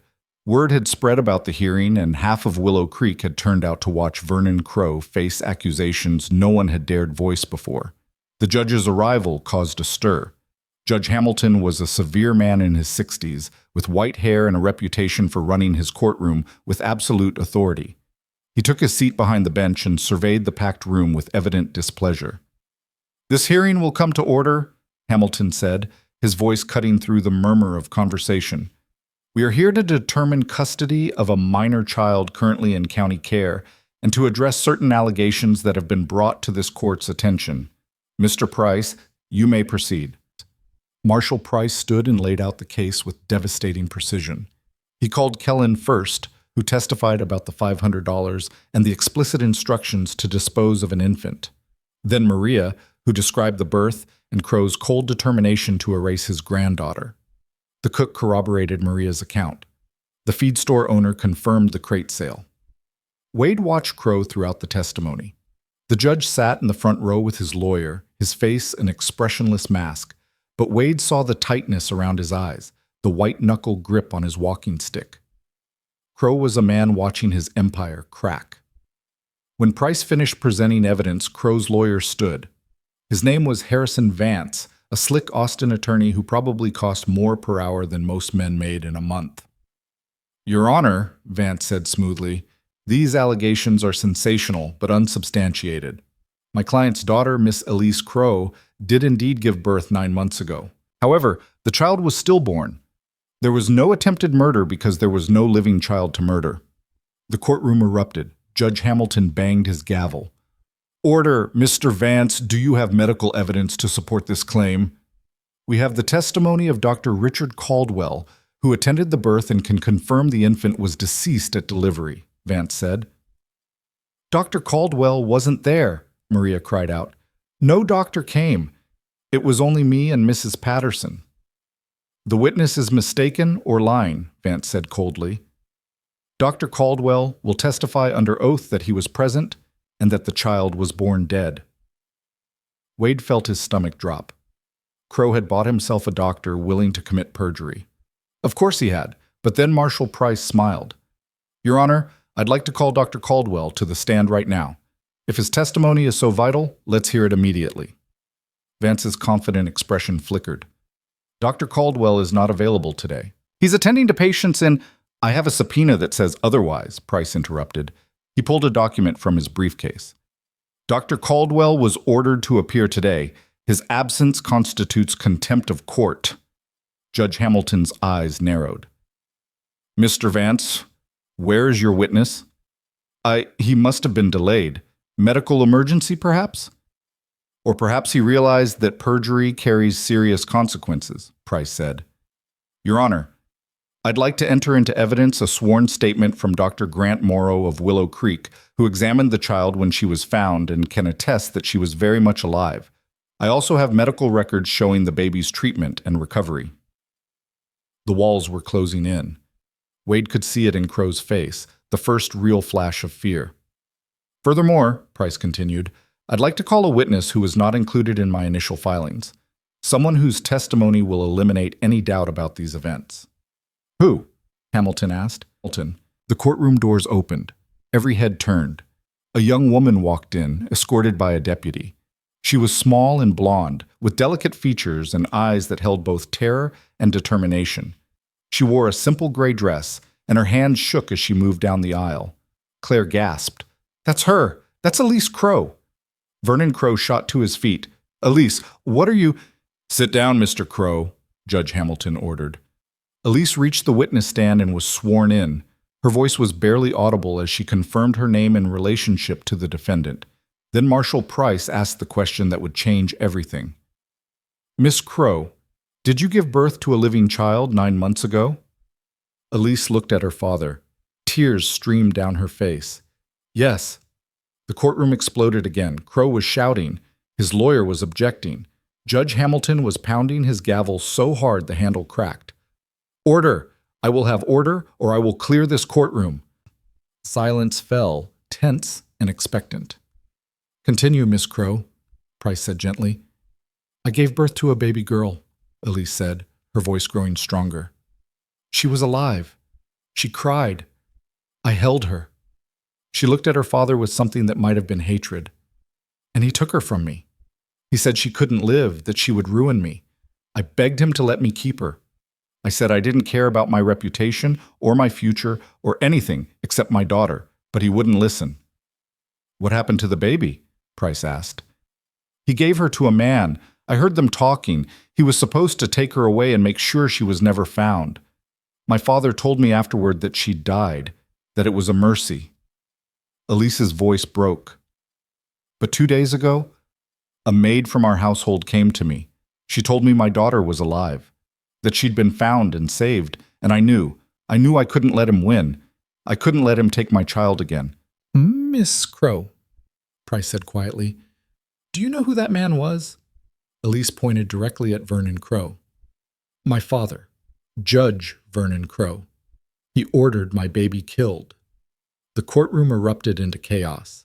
Judge Hamilton's gavel might as well have been thunder for all the good it did. Vernon Crowe was on his feet screaming at his daughter, calling her ungrateful and hysterical. His lawyer was trying to silence him. People in the gallery were shouting questions and accusations. And through it all, Wade sat frozen, watching a monster's mask finally crack apart. Judge Hamilton finally restored order by threatening to have the bailiff physically remove anyone who spoke out of turn. The silence that followed was electric, charged with the kind of tension that precedes violence or revelation. Vernon Crowe had gone very still, his face pale except for 2 spots of color high on his cheeks. His hands gripped the table in front of him so hard his knuckles had turned white. "Miss Crowe," Judge Hamilton said, his voice carefully controlled, "these are serious allegations against your father. Do you understand that?" "Yes, Your Honor," Elise said. Her tears had stopped, replaced by something harder, something that looked like steel wrapped in silk. "And you're testifying of your own free will? No one has coerced you or threatened you?" "The only person who ever threatened me was my father," Elise said quietly. "He told me if I ever spoke about the baby, he would have me committed to an asylum. He said no one would believe a hysterical girl over a respected judge. But I don't care anymore. My daughter is alive, and I'm done being afraid." Hamilton turned to Vernon Crowe. "Mr. Crowe, you'll have an opportunity to respond to these accusations. But first, I want to hear the rest of Miss Crowe's testimony." He looked back at Elise. "Tell us everything. From the beginning." Elise took a shaky breath and began. She told them about Nate Kellen, not Jack, she corrected, but Nate. A young man she'd met at a church social, kind and honest, and desperately in love with her. They'd planned to marry, but when Vernon Crowe discovered the relationship, he'd paid Nate to leave town, threatened him with violence if he ever contacted Elise again. "I didn't know I was pregnant until after Nate was gone," Elise said. "I tried to find him, but my father controlled everything. My letters, my movements, my entire life. He locked me in the house for months, told everyone I was visiting relatives in Dallas. But I was there the whole time, growing larger, more desperate." She wiped her eyes. "When the labor started, he wouldn't call Dr. Morrow. He said no one in town could know. So it was just Maria and Mrs. Patterson, and they did their best, but I thought I was going to die." "But you didn't," Marshall Price said gently. "No. And when my daughter was born and I heard her cry, I thought maybe it would be all right. I thought my father would see her and love her the way I did. But he didn't. He looked at her like she was a problem to be solved." Elise's voice hardened. "He took her from my arms while I was too weak to fight him. I heard him in the hallway talking to a man. I heard him say, 'Far enough that no one will ever find her,' and 'make it look natural.' I knew what that meant." The courtroom was silent except for Elise's voice and the scratch of the court reporter's pen. Wade looked at Vernon Crowe and saw a man calculating his options, trying to find an angle, a way to spin this into something survivable. "My father came back and told me the baby had died," Elise continued. "He said it was for the best, that she'd been too weak to survive anyway. He made me sign papers saying I agreed to have her buried in an unmarked grave on our property. Then he sent me away to an aunt in Austin for 6 months, while he arranged my engagement to Senator Morrison's son." She looked at her father with something close to contempt. "He thought he could erase her, erase what he'd done. But you can't erase a child. You can't erase murder." "Lies!" Vernon Crowe exploded. He lunged to his feet despite his lawyer's attempts to restrain him. "Everything she's said is lies and delusion. My daughter was traumatized by the stillbirth. She's imagined this entire scenario because she can't accept that the baby died naturally." "Then explain the witnesses who say otherwise," Marshall Price said coldly. "Explain Maria's testimony. Explain Jack Kellen's confession. Explain why your ranch hand bought a wooden crate from the feed store the same night the baby was born." "Circumstantial," Crowe's lawyer shouted. "Your Honor, none of this proves—" "It proves plenty," Judge Hamilton cut him off. "And I've heard enough." He looked at Vernon Crowe with something that might have been disgust. "Mr. Crowe, you're a respected member of this community. A judge yourself. If these allegations are false, now is the time to provide evidence to refute them. Do you have such evidence?" Crowe's mouth worked, but no sound came out. Wade watched the man's mind racing, trying to construct a defense against the truth. Finally, Crow turned to his daughter. "After everything I've done for you," he said, his voice shaking with rage, "I gave you everything, the best schools, the finest clothes, a future with a prominent family, and this is how you repay me? By believing the lies of servants and criminals?" "You tried to kill my daughter," Elise said, each word falling like a hammer. "There's no repayment for that. No forgiveness." Something in Crow snapped. Wade saw it happen, saw the mask of respectability finally shatter completely. "She was a bastard, an embarrassment, a stain on our family name." Crow's voice rose to a shout. "I did what any father would do to protect his daughter's future. That baby had no business existing, no right to destroy everything I've built."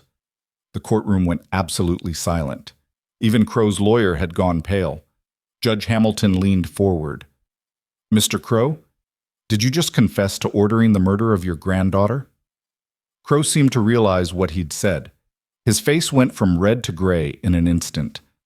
No, I meant—" "Marshal Price," Hamilton said quietly, "place Mr. Crow under arrest for attempted murder, conspiracy to commit murder, and child endangerment. I'm also issuing a warrant for Dr. Caldwell on charges of conspiracy and obstruction of justice." The bailiff moved forward, but Crow backed away, his eyes wild. "You can't do this. I'm a judge. I have friends in the Capitol, connections that—" "You had connections," Hamilton corrected. "Now you have a jail cell. Bailiff, take him." What happened next happened fast. Crow pulled a small pistol from his coat pocket, a gambler's gun, small and deadly. People screamed. The bailiff drew his own weapon, but before anyone could fire, Wade was moving. He crossed the space between them in 3 long strides and hit Crow with his shoulder, driving him back into the wall. The pistol clattered to the floor. "No more," Wade said quietly, his forearm pressed against Crow's throat. "No more running, no more threats. You're done." Crow looked at him with pure hatred. "You should have taken my money when you had the chance. You could have been rich. Instead, you're just another fool protecting something worthless." Wade leaned in close enough that only Crow could hear him. "That baby you threw away? She smiled at me yesterday when I visited her at the orphanage. Smiled like the world was good and safe and full of people who loved her. You tried to erase that smile and you failed. That's what worthless looks like on you." The bailiff pulled Wade back and snapped handcuffs on Crow's wrists. As they led him away, Vernon Crow turned and looked at his daughter one last time. Whatever he saw in her face made him flinch. Elise stood watching until her father disappeared through the courthouse doors. Then she sagged, and Claire was there instantly, catching her, supporting her weight. "It's over," Claire murmured. "You were so brave. It's over now." But Judge Hamilton cleared his throat. "We still have the matter of custody to resolve." Wade turned to face the bench, his heart suddenly hammering. This was it, the moment that would determine whether Maisie came home or disappeared into the system. "Mr. Harlan, Mrs. Sutton," Hamilton said, "given the extraordinary circumstances of this case, I'm prepared to grant you temporary custody of the child known as Maisie June, pending a full investigation into permanent guardianship. However," he held up a hand as Wade started to speak, "there are complications. Miss Crow is the child's biological mother. She has legal rights that supersede yours." Elise stepped forward, pulling away from Claire's support. "Your Honor, I gave up my rights when I let my father take her. I was weak and scared, and I failed my daughter. But Mr. Harlan and Mrs. Sutton didn't fail her. They saved her. They fought for her when I couldn't." Her voice broke. "I don't deserve to be her mother. Not yet. Maybe not ever. But they do." "Miss Crow," Hamilton began. "Please," Elise interrupted.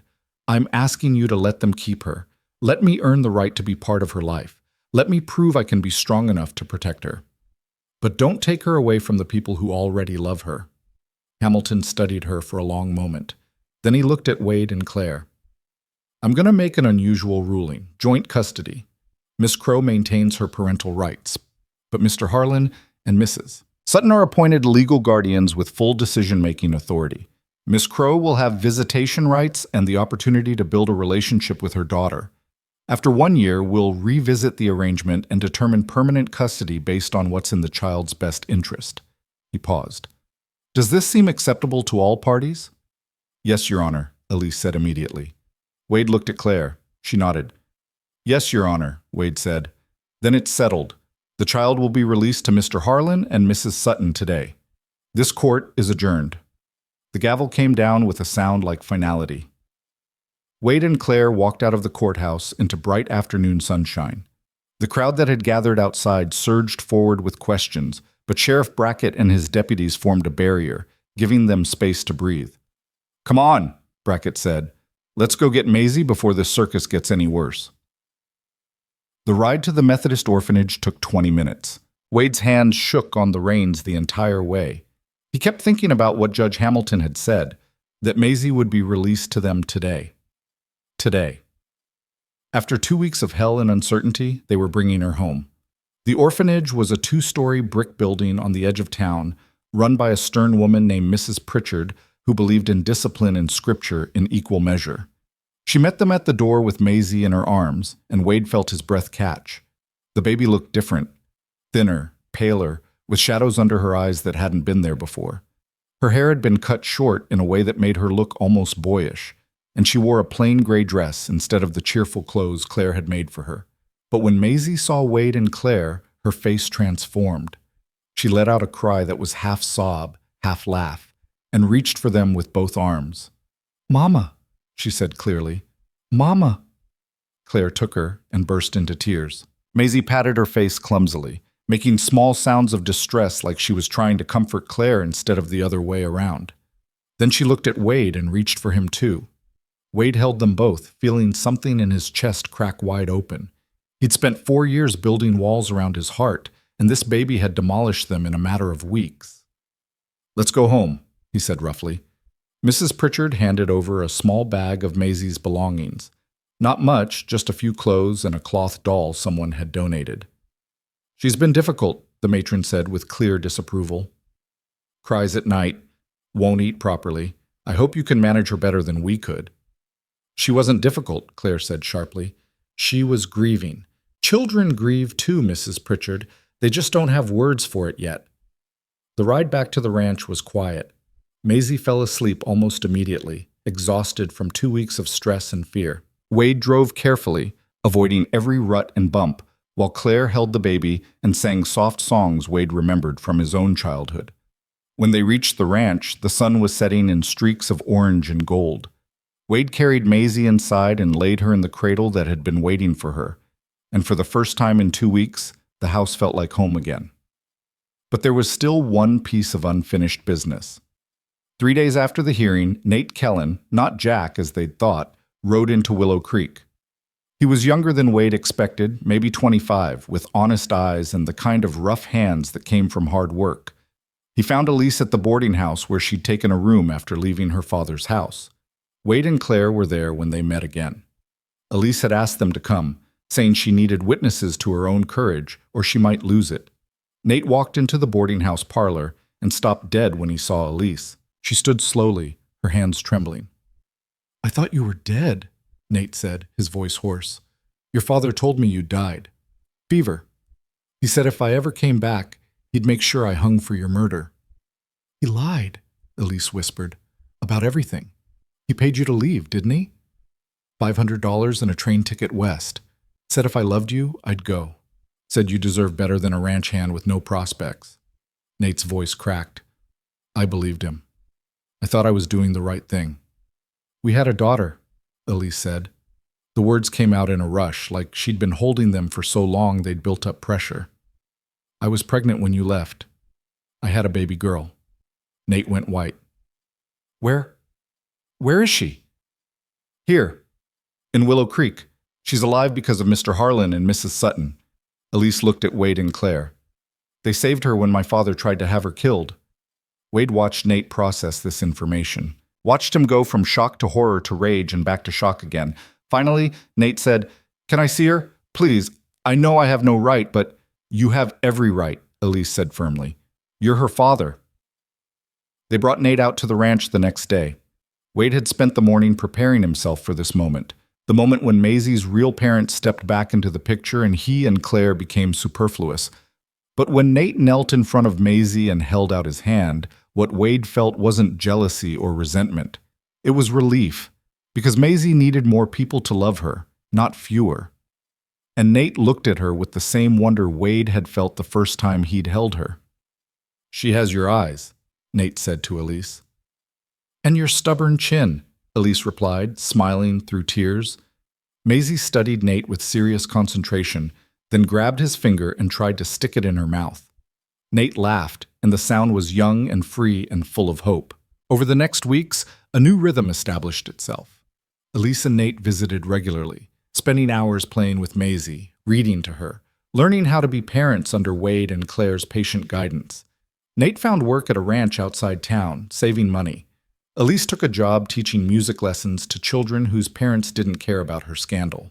And slowly, carefully, they began building a life that included their daughter without erasing the people who'd saved her. Vernon Crow's trial began in August. The evidence was overwhelming. Testimony from Elise, Maria, Jack Kellen, who turned out to be Nate's brother, sent to find him, the cook, the ranch hand, and a dozen others who came forward once it was safe to speak. Dr. Caldwell was arrested trying to flee to Mexico and eventually confessed to falsifying records in exchange for a reduced sentence. The trial lasted 3 days.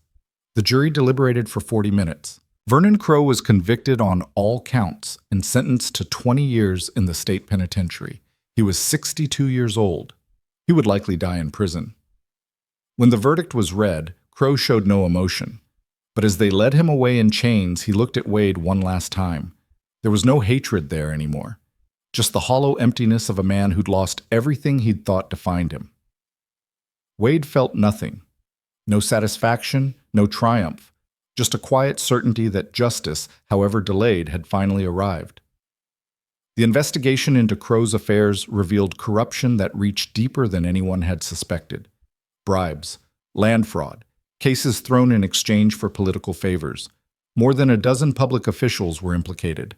Some resigned in disgrace. Others faced charges of their own.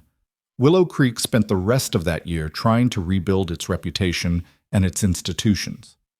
Sheriff Brackett was appointed temporary judge until a proper election could be held. Marshal Price stayed on for months, untangling the web of corruption Crow had woven. And through it all, Wade and Claire raised Maisie. They taught her to walk, to say more words than just mama, to laugh at the chickens pecking in the yard. They watched her grow stronger and healthier, watched the shadows fade from her eyes. One evening in late September, Wade stood on his porch watching the sunset while Maisie played at his feet. She'd found a stick and was very seriously poking at the dirt, talking to herself in that half-language toddlers speak. Claire came out and stood beside him. "Elise and Nate asked me something today," she said quietly. "What's that?" "They want to get married, and they want to know if we'd stand up with them, as witnesses." Wade looked at her. "What did you say?" "I said yes, but Wade," she hesitated. "They also asked if we'd consider making the custody arrangement permanent. They want Maisie to have 4 parents instead of 2. They want to raise her together, all of us, as a family." Wade thought about that, about the ranch house with enough rooms for everyone, about holidays around a table full of voices and laughter, about Maisie growing up surrounded by people who'd fought for her, who'd refused to let her be erased. "What do you think?" he asked. "I think it's unconventional," Claire said. "I think people will talk. I think it's going to be complicated and messy and probably difficult sometimes." She smiled. "And I think it's exactly what Maisie deserves." Wade looked down at the baby playing in the dirt. She'd found a beetle and was watching it with intense fascination, her tongue poking out in concentration. "Then let's do it," he said. Claire leaned her head on his shoulder. They stood that way as the sun sank lower, painting the sky in shades of amber and rose. Maisie abandoned the beetle and crawled over to Wade, pulling herself up on his leg with determination. "Up," she demanded. Wade picked her up and settled her on his hip. She immediately grabbed his nose and squeezed, giggling when he pretended it hurt. "You know what the best part is?" Claire said softly. "Vernon Crow tried to make her disappear, tried to erase her like she was nothing. But look at her now. Look at all the people who love her, who do anything to protect her. He wanted to make her invisible, and instead she became the center of everything. Wade looked at Maisie, at her blue eyes and blonde hair, and the smile that could light up a room. He thought about the day he'd found her in that box, dying in the Texas heat. He thought about the journey from that moment to this one, all the fear and fury and desperate hope. "She's not invisible," Wade said quietly. "She never was. We just had to fight like hell to make sure everyone else could see her too." Maisie yawned and tucked her head against Wade's shoulder, her small hand curling in his shirt. Within minutes, she was asleep, trusting and safe. And Wade Harlan, who'd thought his heart had died in a fire 4 years ago, felt it beating steady and strong. Because some things were worth fighting for. Some things were worth protecting at any cost. And some small miracles, wrapped in sunburned skin and stubborn will, could teach a broken man how to be whole again. The wedding took place on a Saturday in October when the heat had finally broken and the first cool winds of autumn swept across the Texas plains. Elise and Nate were married in the small church at the edge of Willow Creek, the same church where Maria went to morning mass, and where Father Miguel had counseled her to speak the truth that had saved them all. Wade stood beside Nate at the altar, wearing the same suit he'd worn to the custody hearing. Claire stood beside Elise in a blue dress she'd sewn herself, holding Maisie on her hip. The baby wore white lace and kept trying to eat the ribbon tied around her waist, completely oblivious to the significance of the moment. The church was half full. Many in Willow Creek had turned their backs on Elise after the trial, unable to forgive her for exposing Vernon Crow and bringing shame to the town's most prominent family. But the people who mattered were there. Sheriff Brackett sat in the third pew with Maria and her family. Dr. Morrow was there, and Mrs. Fletcher from the boarding house, and a handful of others who'd found the courage to stand with the truth instead of comfortable lies. Father Miguel performed the ceremony in both English and Spanish, his voice steady and warm. When he asked if anyone objected to the union, the silence was absolute. No one dared, not after everything these two had survived to reach this moment. Nate's hands shook when he slipped the simple gold band onto Elise's finger. She steadied them with her own, and Wade saw her whisper something that made Nate smile through his tears. "I now pronounce you husband and wife," Father Miguel said.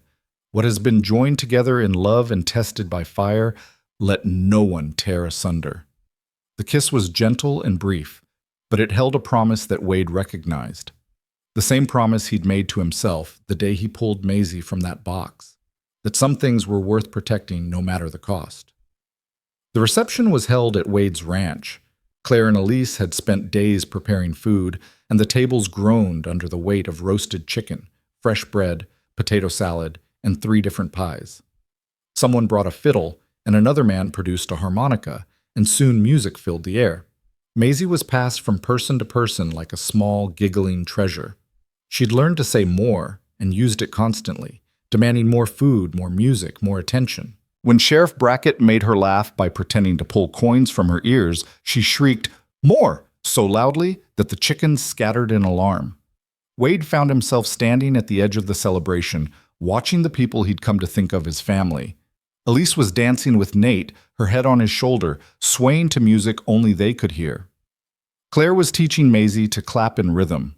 Maria was laughing at something Dr. Morrow said, her earlier fear replaced by the kind of peace that came from finally being free of terrible secrets. "You look thoughtful," a voice said beside him. Wade turned to find Marshall Price, who'd made the journey from Austin specifically for the wedding. "Just thinking about how much has changed in 4 months." "More than changed," Price said. "You tore down an empire built on lies and replaced it with something honest. That's rare, Wade. Rarer than you might think. It wasn't just me." "No, but you started it. You could have taken Crow's money and walked away. Most men would have." Price took a sip of his drink. "Instead, you chose the hard path, the right path. That matters." Wade didn't know what to say to that, so he said nothing. They stood in comfortable silence, watching the celebration unfold. Later, when the sun had set and lanterns cast warm pools of light across the yard, Nate stood and called for quiet. The music stopped. People turned to listen. "I want to thank everyone for coming," Nate said, his voice carrying across the hushed crowd. Elise and I know that our story hasn't been easy for this town to accept.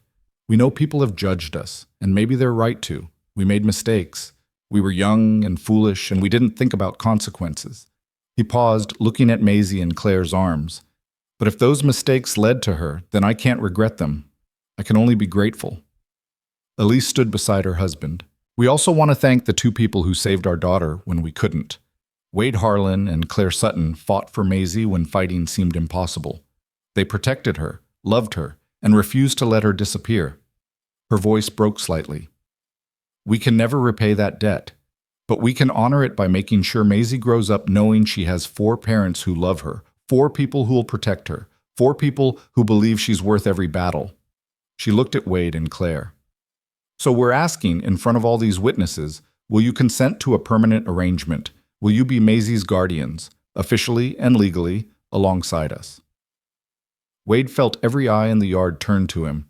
He looked at Claire, who had tears streaming down her face. She nodded. Yes, Wade said simply.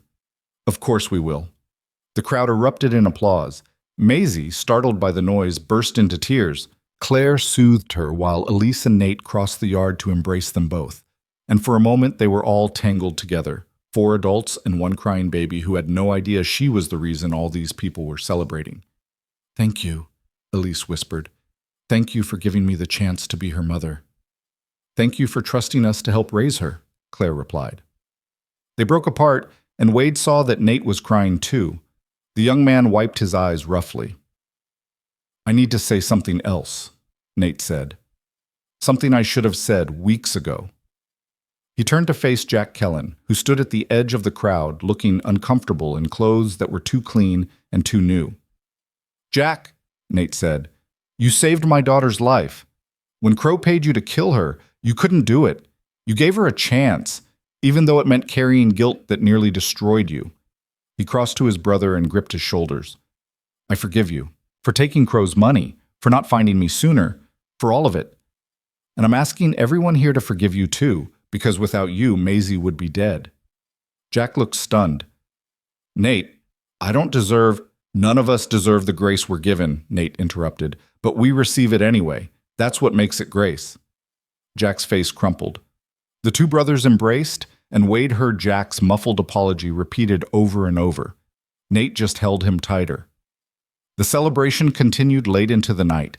Children ran wild in the darkness, playing games only they understood.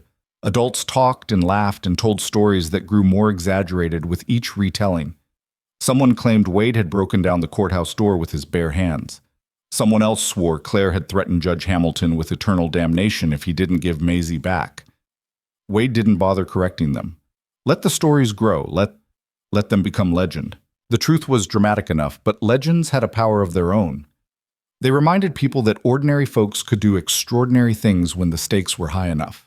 Around midnight, most of the guests had gone home. Only the core group remained: Wade, Claire, Elise, Nate, Sheriff Brackett, Maria, Dr. Morrow, and Father Miguel. They sat around the fire Wade had built, passing around what was left of the whiskey and watching sparks drift up toward the stars. Maisie had finally crashed, sleeping soundly in a nest of blankets near Claire's chair. Her face was sticky with pie. Her dress was grass-stained, and she clutched a wooden horse someone had carved for her. She looked utterly content. What happens now? Elise asked quietly. To the town, I mean. After everything that came out about my father. Rebuilding, Brackett said. We've got a special election next month for judge. 3 candidates, all of them promising transparency and reform. We'll see if any of them mean it. What about the people he hurt? Nate asked. The ones who lost land or businesses or worse because Crow wanted them gone. Some of them are filing civil suits against his estate, Brackett said. The house on the hill is being seized to pay debts and restitution. His bank accounts are frozen. Whatever's left after the lawsuits will go to the county orphanage and the church fund for widows. He paused. It's not enough. Nothing could be enough. But it's something. And Crow himself? Wade asked. Transferred to the state penitentiary last week, Brackett said. He'll serve out his sentence there. I heard he's already trying to work deals, calling in favors, acting like he still has power. The sheriff shook his head. He doesn't. He's just another old man in a cell now. counting down days until he dies. Wade thought about that, thought about the man who tried to erase Maisie being slowly erased himself. There was a symmetry to it that felt almost like poetry. "I saw him once," Maria said suddenly. Everyone turned to look at her, before they took him away. "He asked to see me. I don't know why I went, but I did." She stared into the fire. "He wanted me to tell him I forgave him, said he'd only been trying to protect his family, that I should understand. I have children too." "What did you say?" Claire asked. "I told him that protecting your family doesn't mean destroying someone else's, that what he called protection was really just pride and cruelty wearing a mask." Maria's voice was steady. "And I told him I hoped he had many, many years to think about the baby he threw away and the lives he tried to ruin." "Good," Dr. Morrow said quietly. "He deserves no comfort." They fell silent, listening to the fire crackle and the night sounds of the ranch. Somewhere in the darkness, an owl called. The wind rustled through the grass with a sound like whispered secrets. "I've been thinking," Claire said, breaking the silence, "about what we do next. The four of us." She gestured at Wade, Elise, and Nate. "We can't all live in separate houses. Maisie needs stability, routine. She needs to know where home is." "What are you suggesting?" Elise asked. "I'm suggesting we make this official, build something permanent." Claire looked at Wade. "Your ranch is big enough. We could add on to the house, create space for everyone, live together as a real family instead of pretending we're separate people who just happen to care for the same child." Wade felt his heart kick against his ribs. "You want to live here? All of us?" "I want Maisie to have what we couldn't give our own children," Claire said softly. "A home full of people who love her, multiple voices reading her bedtime stories, different hands teaching her to ride and cook and read. I want her to grow up so surrounded by family that she never, ever feels alone." "It's unconventional," Nate said carefully. "So is everything else we've done," Elise pointed out. She looked at her husband. "But I like it. I like the idea of building something new, something that doesn't fit the old rules, because the old rules led to babies in boxes and fathers who'd rather commit murder than face scandal." "I'm in," Nate said. "If Wade agrees?" Everyone looked at Wade. He stared at the fire, thinking about the house he'd built for a family that had burned, thinking about empty rooms he'd avoided for 4 years because they hurt too much to enter, thinking about how Claire's presence had started to fill those spaces with warmth again, and how Elise's laughter and Nate's quiet strength had turned the ranch from a tomb into something that felt almost like hope. "We'll need more bedrooms," he said finally, "and a bigger kitchen. Claire's pies take up half the oven." Claire laughed, and the sound was pure joy. "Is that a yes?" "That's a yes," Wade confirmed. "Let's build something permanent." The construction started in November. Nate proved to be surprisingly skilled with hammer and saw, and Wade taught him the finer points of framing and roofing. They added 2 bedrooms to the east side of the house and expanded the kitchen into a space large enough for a table that could seat 8. Claire and Elise chose paint colors and curtain fabric, arguing cheerfully about whether blue or yellow was more cheerful for Maisie's room. In the end, they compromised on green with yellow trim, and when Maisie saw it for the first time, she clapped her hands and said, "Pretty," which settled the debate forever. The work was slow but steady. They couldn't afford to hire help, so they did it themselves, learning as they went. There were mistakes, walls that weren't quite square, doors that stuck, windows that leaked during the first rain, but they fixed each problem together, and the house began to transform. By Christmas, the addition was finished. They celebrated with a feast that lasted all day, and Maisie opened presents that included a rocking horse from Wade, a rag doll from Claire, a music box from Elise, and a carved wooden train from Nate. She played with the boxes and wrapping paper instead, which made everyone laugh until their sides hurt.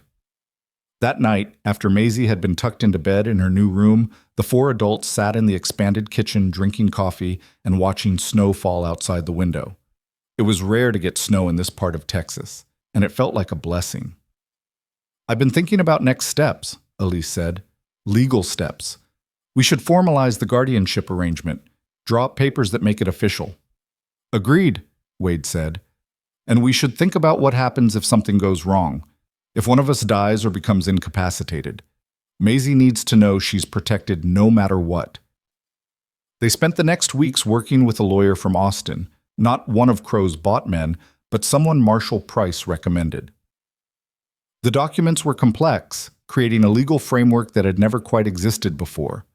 4 parents with equal rights and responsibilities. A web of protection so strong that no single person could tear it apart. When they signed the papers in late January, almost exactly a year after Wade had found Maisie in that box, it felt like sealing a promise. Not just to Maisie, but to each other. They were family now. Not by blood or tradition, but by choice and by battle. Spring came early that year.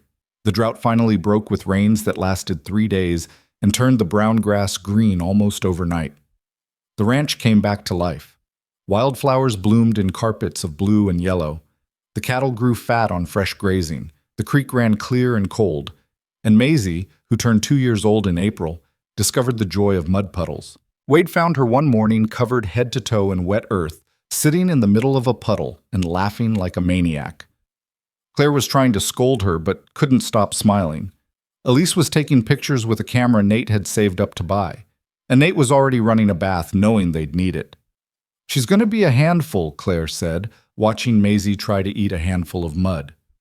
"She already is," Wade replied, but he was smiling too. That summer, visitors started arriving at the ranch. People who'd heard the story and wanted to see for themselves. Some came from curiosity, others from genuine interest in how this unconventional family worked. Wade and Claire and Elise and Nate welcomed them all, because Maisie needed to know that different didn't mean wrong. One visitor in particular stood out, a woman named Sarah Brennan from a town 200 miles north. She arrived on a Tuesday in July with a baby boy in her arms and desperation in her eyes. "I heard what you did," Sarah said, "how you fought for that little girl. I need help. My husband, he's not a good man. He's threatened to take my son, and I'll never see him again. I don't have money or connections or anything except this baby and the will to protect him." Wade looked at Claire. She looked at Elise. They all looked at Nate. Then Wade said, "Come inside. Let's hear your story." They listened for 3 hours. Then they made some calls. Sheriff Brackett, Marshall Price, the lawyer in Austin, a network that had formed around Maisie's case, people who'd seen what was possible when good folks refused to look away from injustice. 2 weeks later, Sarah Brennan had legal custody of her son, a restraining order against her husband, and a job at the general store in Willow Creek. She rented a room at Mrs. Fletcher's boarding house and started building a new life. She wasn't the last. Over the next year, more people came.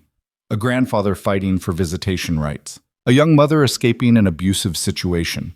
A couple trying to adopt despite town prejudice against their mixed marriage. Each time, Wade and his unconventional family did what they could. Sometimes that meant legal help. Sometimes it meant a safe place to stay. Sometimes it just meant witnessing someone's pain and saying, "We believe you." The ranch became known for this. A place where people who didn't fit the normal molds could find acceptance, where unconventional families were celebrated instead of condemned, where children's welfare mattered more than scandal or reputation. And through it all, Maisie grew. She learned to run and climb and ask why about everything.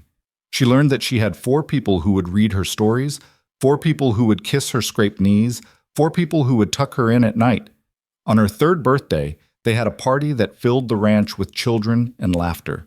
Maisie wore a yellow dress and a crown made of daisies. She blew out her candles with help from all 4 of her parents, and when she made her wish, Wade wondered what a child who'd been thrown away and fought for and loved back to wholeness could possibly wish for. Later, when the guests had gone and Maisie was asleep, Wade walked out to the place where he'd found her. The grass was tall and green now, fed by good rains and better times. The creek ran clear. Nothing about this place looked like the scene of almost murder. But Wade remembered. He remembered the heat and the crying and the wooden box. He remembered thinking he was too late. He remembered Maisie's blue eyes looking at him with desperate trust. "Thought I'd find you here," Claire said, appearing beside him. "Just thinking," Wade said. "About?" "About how close we came to losing her. If I'd ridden a different fence line that day, if I'd been an hour later, if I'd dismissed the sound as a coyote and moved on." Wade shook his head. "All the tiny choices that had to align perfectly for her to survive." Or maybe it wasn't choices, Claire said quietly. Maybe it was meant to be. Maybe you were supposed to find her because you were the one who could save her. Wade didn't know if he believed in destiny or fate or divine providence, but he believed in this, that some moments changed everything, that some choices defined who you were, that some battles had to be fought no matter the cost. She changed me, Wade said. I was dead inside before her, just going through motions, but she made me feel again, made me care again. She changed all of us, Claire agreed. She slipped her hand into his. And now we get to watch her grow up, get to see what kind of person she becomes. A child who knows she's loved beyond measure, who knows that family isn't about blood or convention, but about showing up and refusing to give up. They stood there as the sun set, hands linked, thinking about the future. About Maisie's first day of school and her first loose tooth and her first heartbreak and all the 1,000 moments that would come. About being there for all of it. About being family. A year later, almost to the day after Wade found Maisie, the 4 parents sat down with her at the kitchen table. She was old enough now to understand, or at least to begin to understand. Maisie, Wade said gently, we want to tell you a story about you. Story, Maisie said excitedly. She loved stories.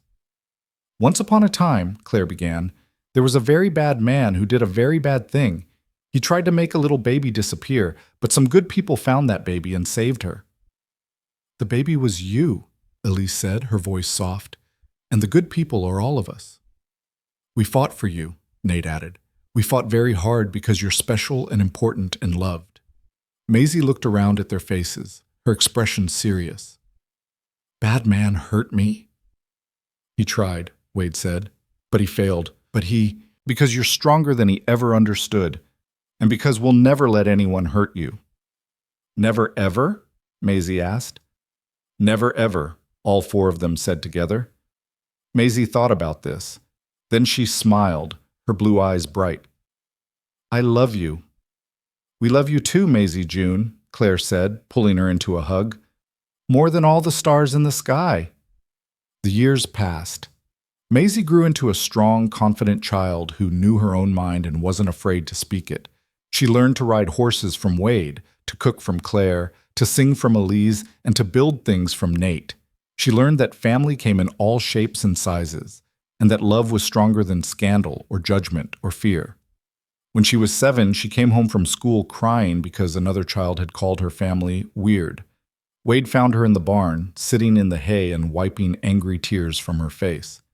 Tell me what happened, Wade said, sitting beside her. Maisie explained through hiccups. Tommy said I'm weird because I have 4 parents. He said it's wrong, and I'm going to go to hell. Wade felt old anger rise in his chest, but he kept his voice calm. What did you say to Tommy? I said he's stupid, and I ran away, Maisie admitted. Okay, first, we don't call people stupid, even when they're being unkind. Second, running away doesn't solve problems. Wade put his arm around her. But third, and most important, there's nothing wrong with our family. We're different, yes, but different isn't bad. Different is just different. Tommy said normal families have 1 mama and 1 daddy. Some families do, Wade agreed. But some families have 2 mamas or 2 daddies or grandparents raising kids or aunts and uncles or any combination you can imagine. Family isn't about following rules. It's about people who love each other and take care of each other. Even if other people think it's weird. Especially then, Wade said firmly. Maisie, do you remember the story we told you about the bad man who tried to make you disappear? Yes. He thought you should disappear because you didn't fit his idea of normal. But you know what? Normal is overrated. You're extraordinary. And our family is extraordinary because we chose each other. We fought for each other. That's worth more than any normal. Maisie leaned against him. I'm glad you found me. Me too, baby girl. Me too. She was quiet for a moment. Then, Wade? Yeah? When I grow up, I'm going to help kids like me. Kids who don't fit normal. I'm going to make sure they know they're not weird. They're just special. Wade felt his throat tighten. I think that's a wonderful plan. And she did. Years later, when Maisie was grown with children of her own, she opened a home for kids who didn't fit the system, kids from unconventional families or no families at all. Kids who needed someone to fight for them the way Wade and Claire and Elise and Nate had fought for her. But that was years in the future. For now, she was just a little girl sitting in a barn with the man who'd pulled her from death and taught her what family really meant. On the anniversary of the day Wade found Maisie, the whole family gathered at Willow Creek. It had become tradition, a way to remember and honor the journey they'd taken together. They stood at the spot where the box had been, which was now marked with a simple stone. The inscription read, "Here a child was lost. Here a family was found." Maisie, now 8 years old, placed wildflowers on the stone. "Thank you for finding me," she said.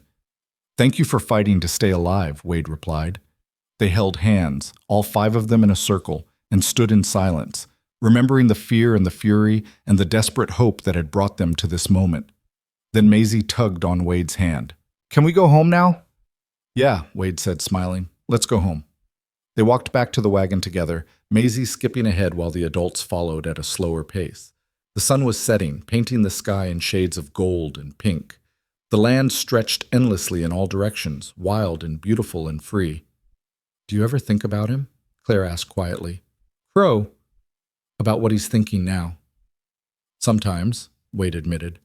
"I heard he died last month. Heart attack in his cell." "Did you feel anything?" Elise asked. "When you heard?" Wade thought about that. "Relief, maybe, that he can't hurt anyone else, but mostly I just felt nothing. He's not worth the energy it takes to hate him." "He tried to destroy us," Nate said. "All of us." "And he failed," Wade replied. "We're still here. We're still standing. We're still a family. That's the best revenge, living well despite everything he did to try to stop us." They reached the wagon. Wade lifted Maisie into the back where she immediately curled up on the blankets and yawned. "Tell me the story again," she mumbled, her eyes already drooping. "About the day you found me." "You've heard it 100 times," Claire said, climbing in beside her. "I want to hear it 100 more," Maisie insisted. So Wade told the story one more time, about the heat and the crying and the wooden box, about a baby who refused to die, about 4 people who learned that family wasn't about perfection or convention, but about showing up and refusing to let go. By the time he finished, Maisie was asleep, a smile on her face. They drove home through the gathering darkness, the wagon wheels creaking rhythmically. The ranch house appeared on the horizon, lights blazing in every window. Home. Wade helped carry Maisie inside and tucked her into bed. Her room was full of the things that made her who she was, books and toys and drawings of horses and families with too many people in them. "Good night, Maisie June," Wade whispered, kissing her forehead. "Sleep well." He joined the others in the kitchen, where Elise was making coffee and Nate was cleaning up from dinner. Claire stood at the window, looking out at the stars. "What are you thinking about?" Wade asked her. "About how far we've come," Claire said. "About all the people we've helped because we learned how to fight for Maisie. About the ripples spreading out from one act of courage." "Finding her wasn't courage," Wade said. "It was just being in the right place." "No," Claire said firmly. "Finding her was luck. Saving her was courage. Fighting Crow was courage. Building this family when everyone said it was wrong, that was courage too."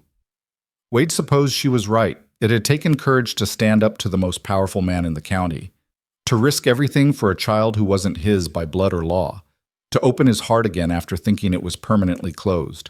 "We should be proud," Elise said, joining them at the window, "of what we've built, of who we've become." "I am proud," Nate said. "Every single day." They stood together, the 4 of them looking out at the land they'd turned into sanctuary. The ranch that had started as Wade's tomb and become their shared home. The place where Maisie would grow up safe and loved and whole. Outside, the wind whispered through the grass. The stars wheeled overhead in their ancient patterns. The world kept turning, indifferent to human struggle and triumph. But inside this house, 4 people who'd chosen to become family held tight to what they'd built. They'd taken something broken. A thrown-away baby, a grief-hollowed man, a lonely widow, a shamed young couple, and made it whole again. That was the real miracle. Not that Maisie had survived, though that was miracle enough, but that they'd all survived. That they'd found each other in the wreckage of their separate pains and built something beautiful. Vernon Crow had wanted to erase Maisie because she didn't fit his perfect picture, but in trying to destroy her, he'd created something far more powerful than he could have imagined. A family bound not by convention, but by battle. A love forged in fire and tested by the worst humanity could offer. And in the end, that love had won. The baby thrown away in a wooden box had become the center of something extraordinary. 4 parents who would die for her. A community that rallied around her. A legacy of helping others that would extend far beyond these walls. Wade Harlan looked at his family, and yes, they were his family in every way that mattered, and felt something he hadn't felt in years. Peace. Not the peace of forgetting or moving on, but the peace of having fought the good fight and won. The peace of knowing that when the moment came, when everything was on the line, he'd chosen right. He'd chosen love over money. He'd chosen truth over comfort. He'd chosen a baby's life over a powerful man's pride. And in making those choices, he'd found his way back to being human again. "Come on," Claire said, breaking the silence. "Let's sit down. I made pie." "You always make pie," Nate laughed. "That's because pie makes everything better," Claire replied. They gathered around the table, the one they'd built together, large enough for the family they'd become and the family they'd continue to grow. They ate pie and drank coffee and talked about everything and nothing, about Maisie's upcoming school play, about the new horse Wade was training, about Elisa's plans to start music lessons for the neighborhood children. Normal things. Everyday things. The things that made up a life. And later, when everyone had gone to bed and the house was quiet, Wade stood one last time on his porch, looking out at the darkness. He thought about the journey from that terrible day in July to this peaceful night in spring, about all the battles fought and won, about all the ways a single choice could change everything. Somewhere in her room, Maisie June slept safe and sound, dreaming whatever children dream. She would wake tomorrow surrounded by people who loved her. She would grow up knowing she was wanted, protected, cherished. She would never know the fear of being disposable, because Wade Harlan had found her in the tall grass and refused to let her go. And that, in the end, was the whole story.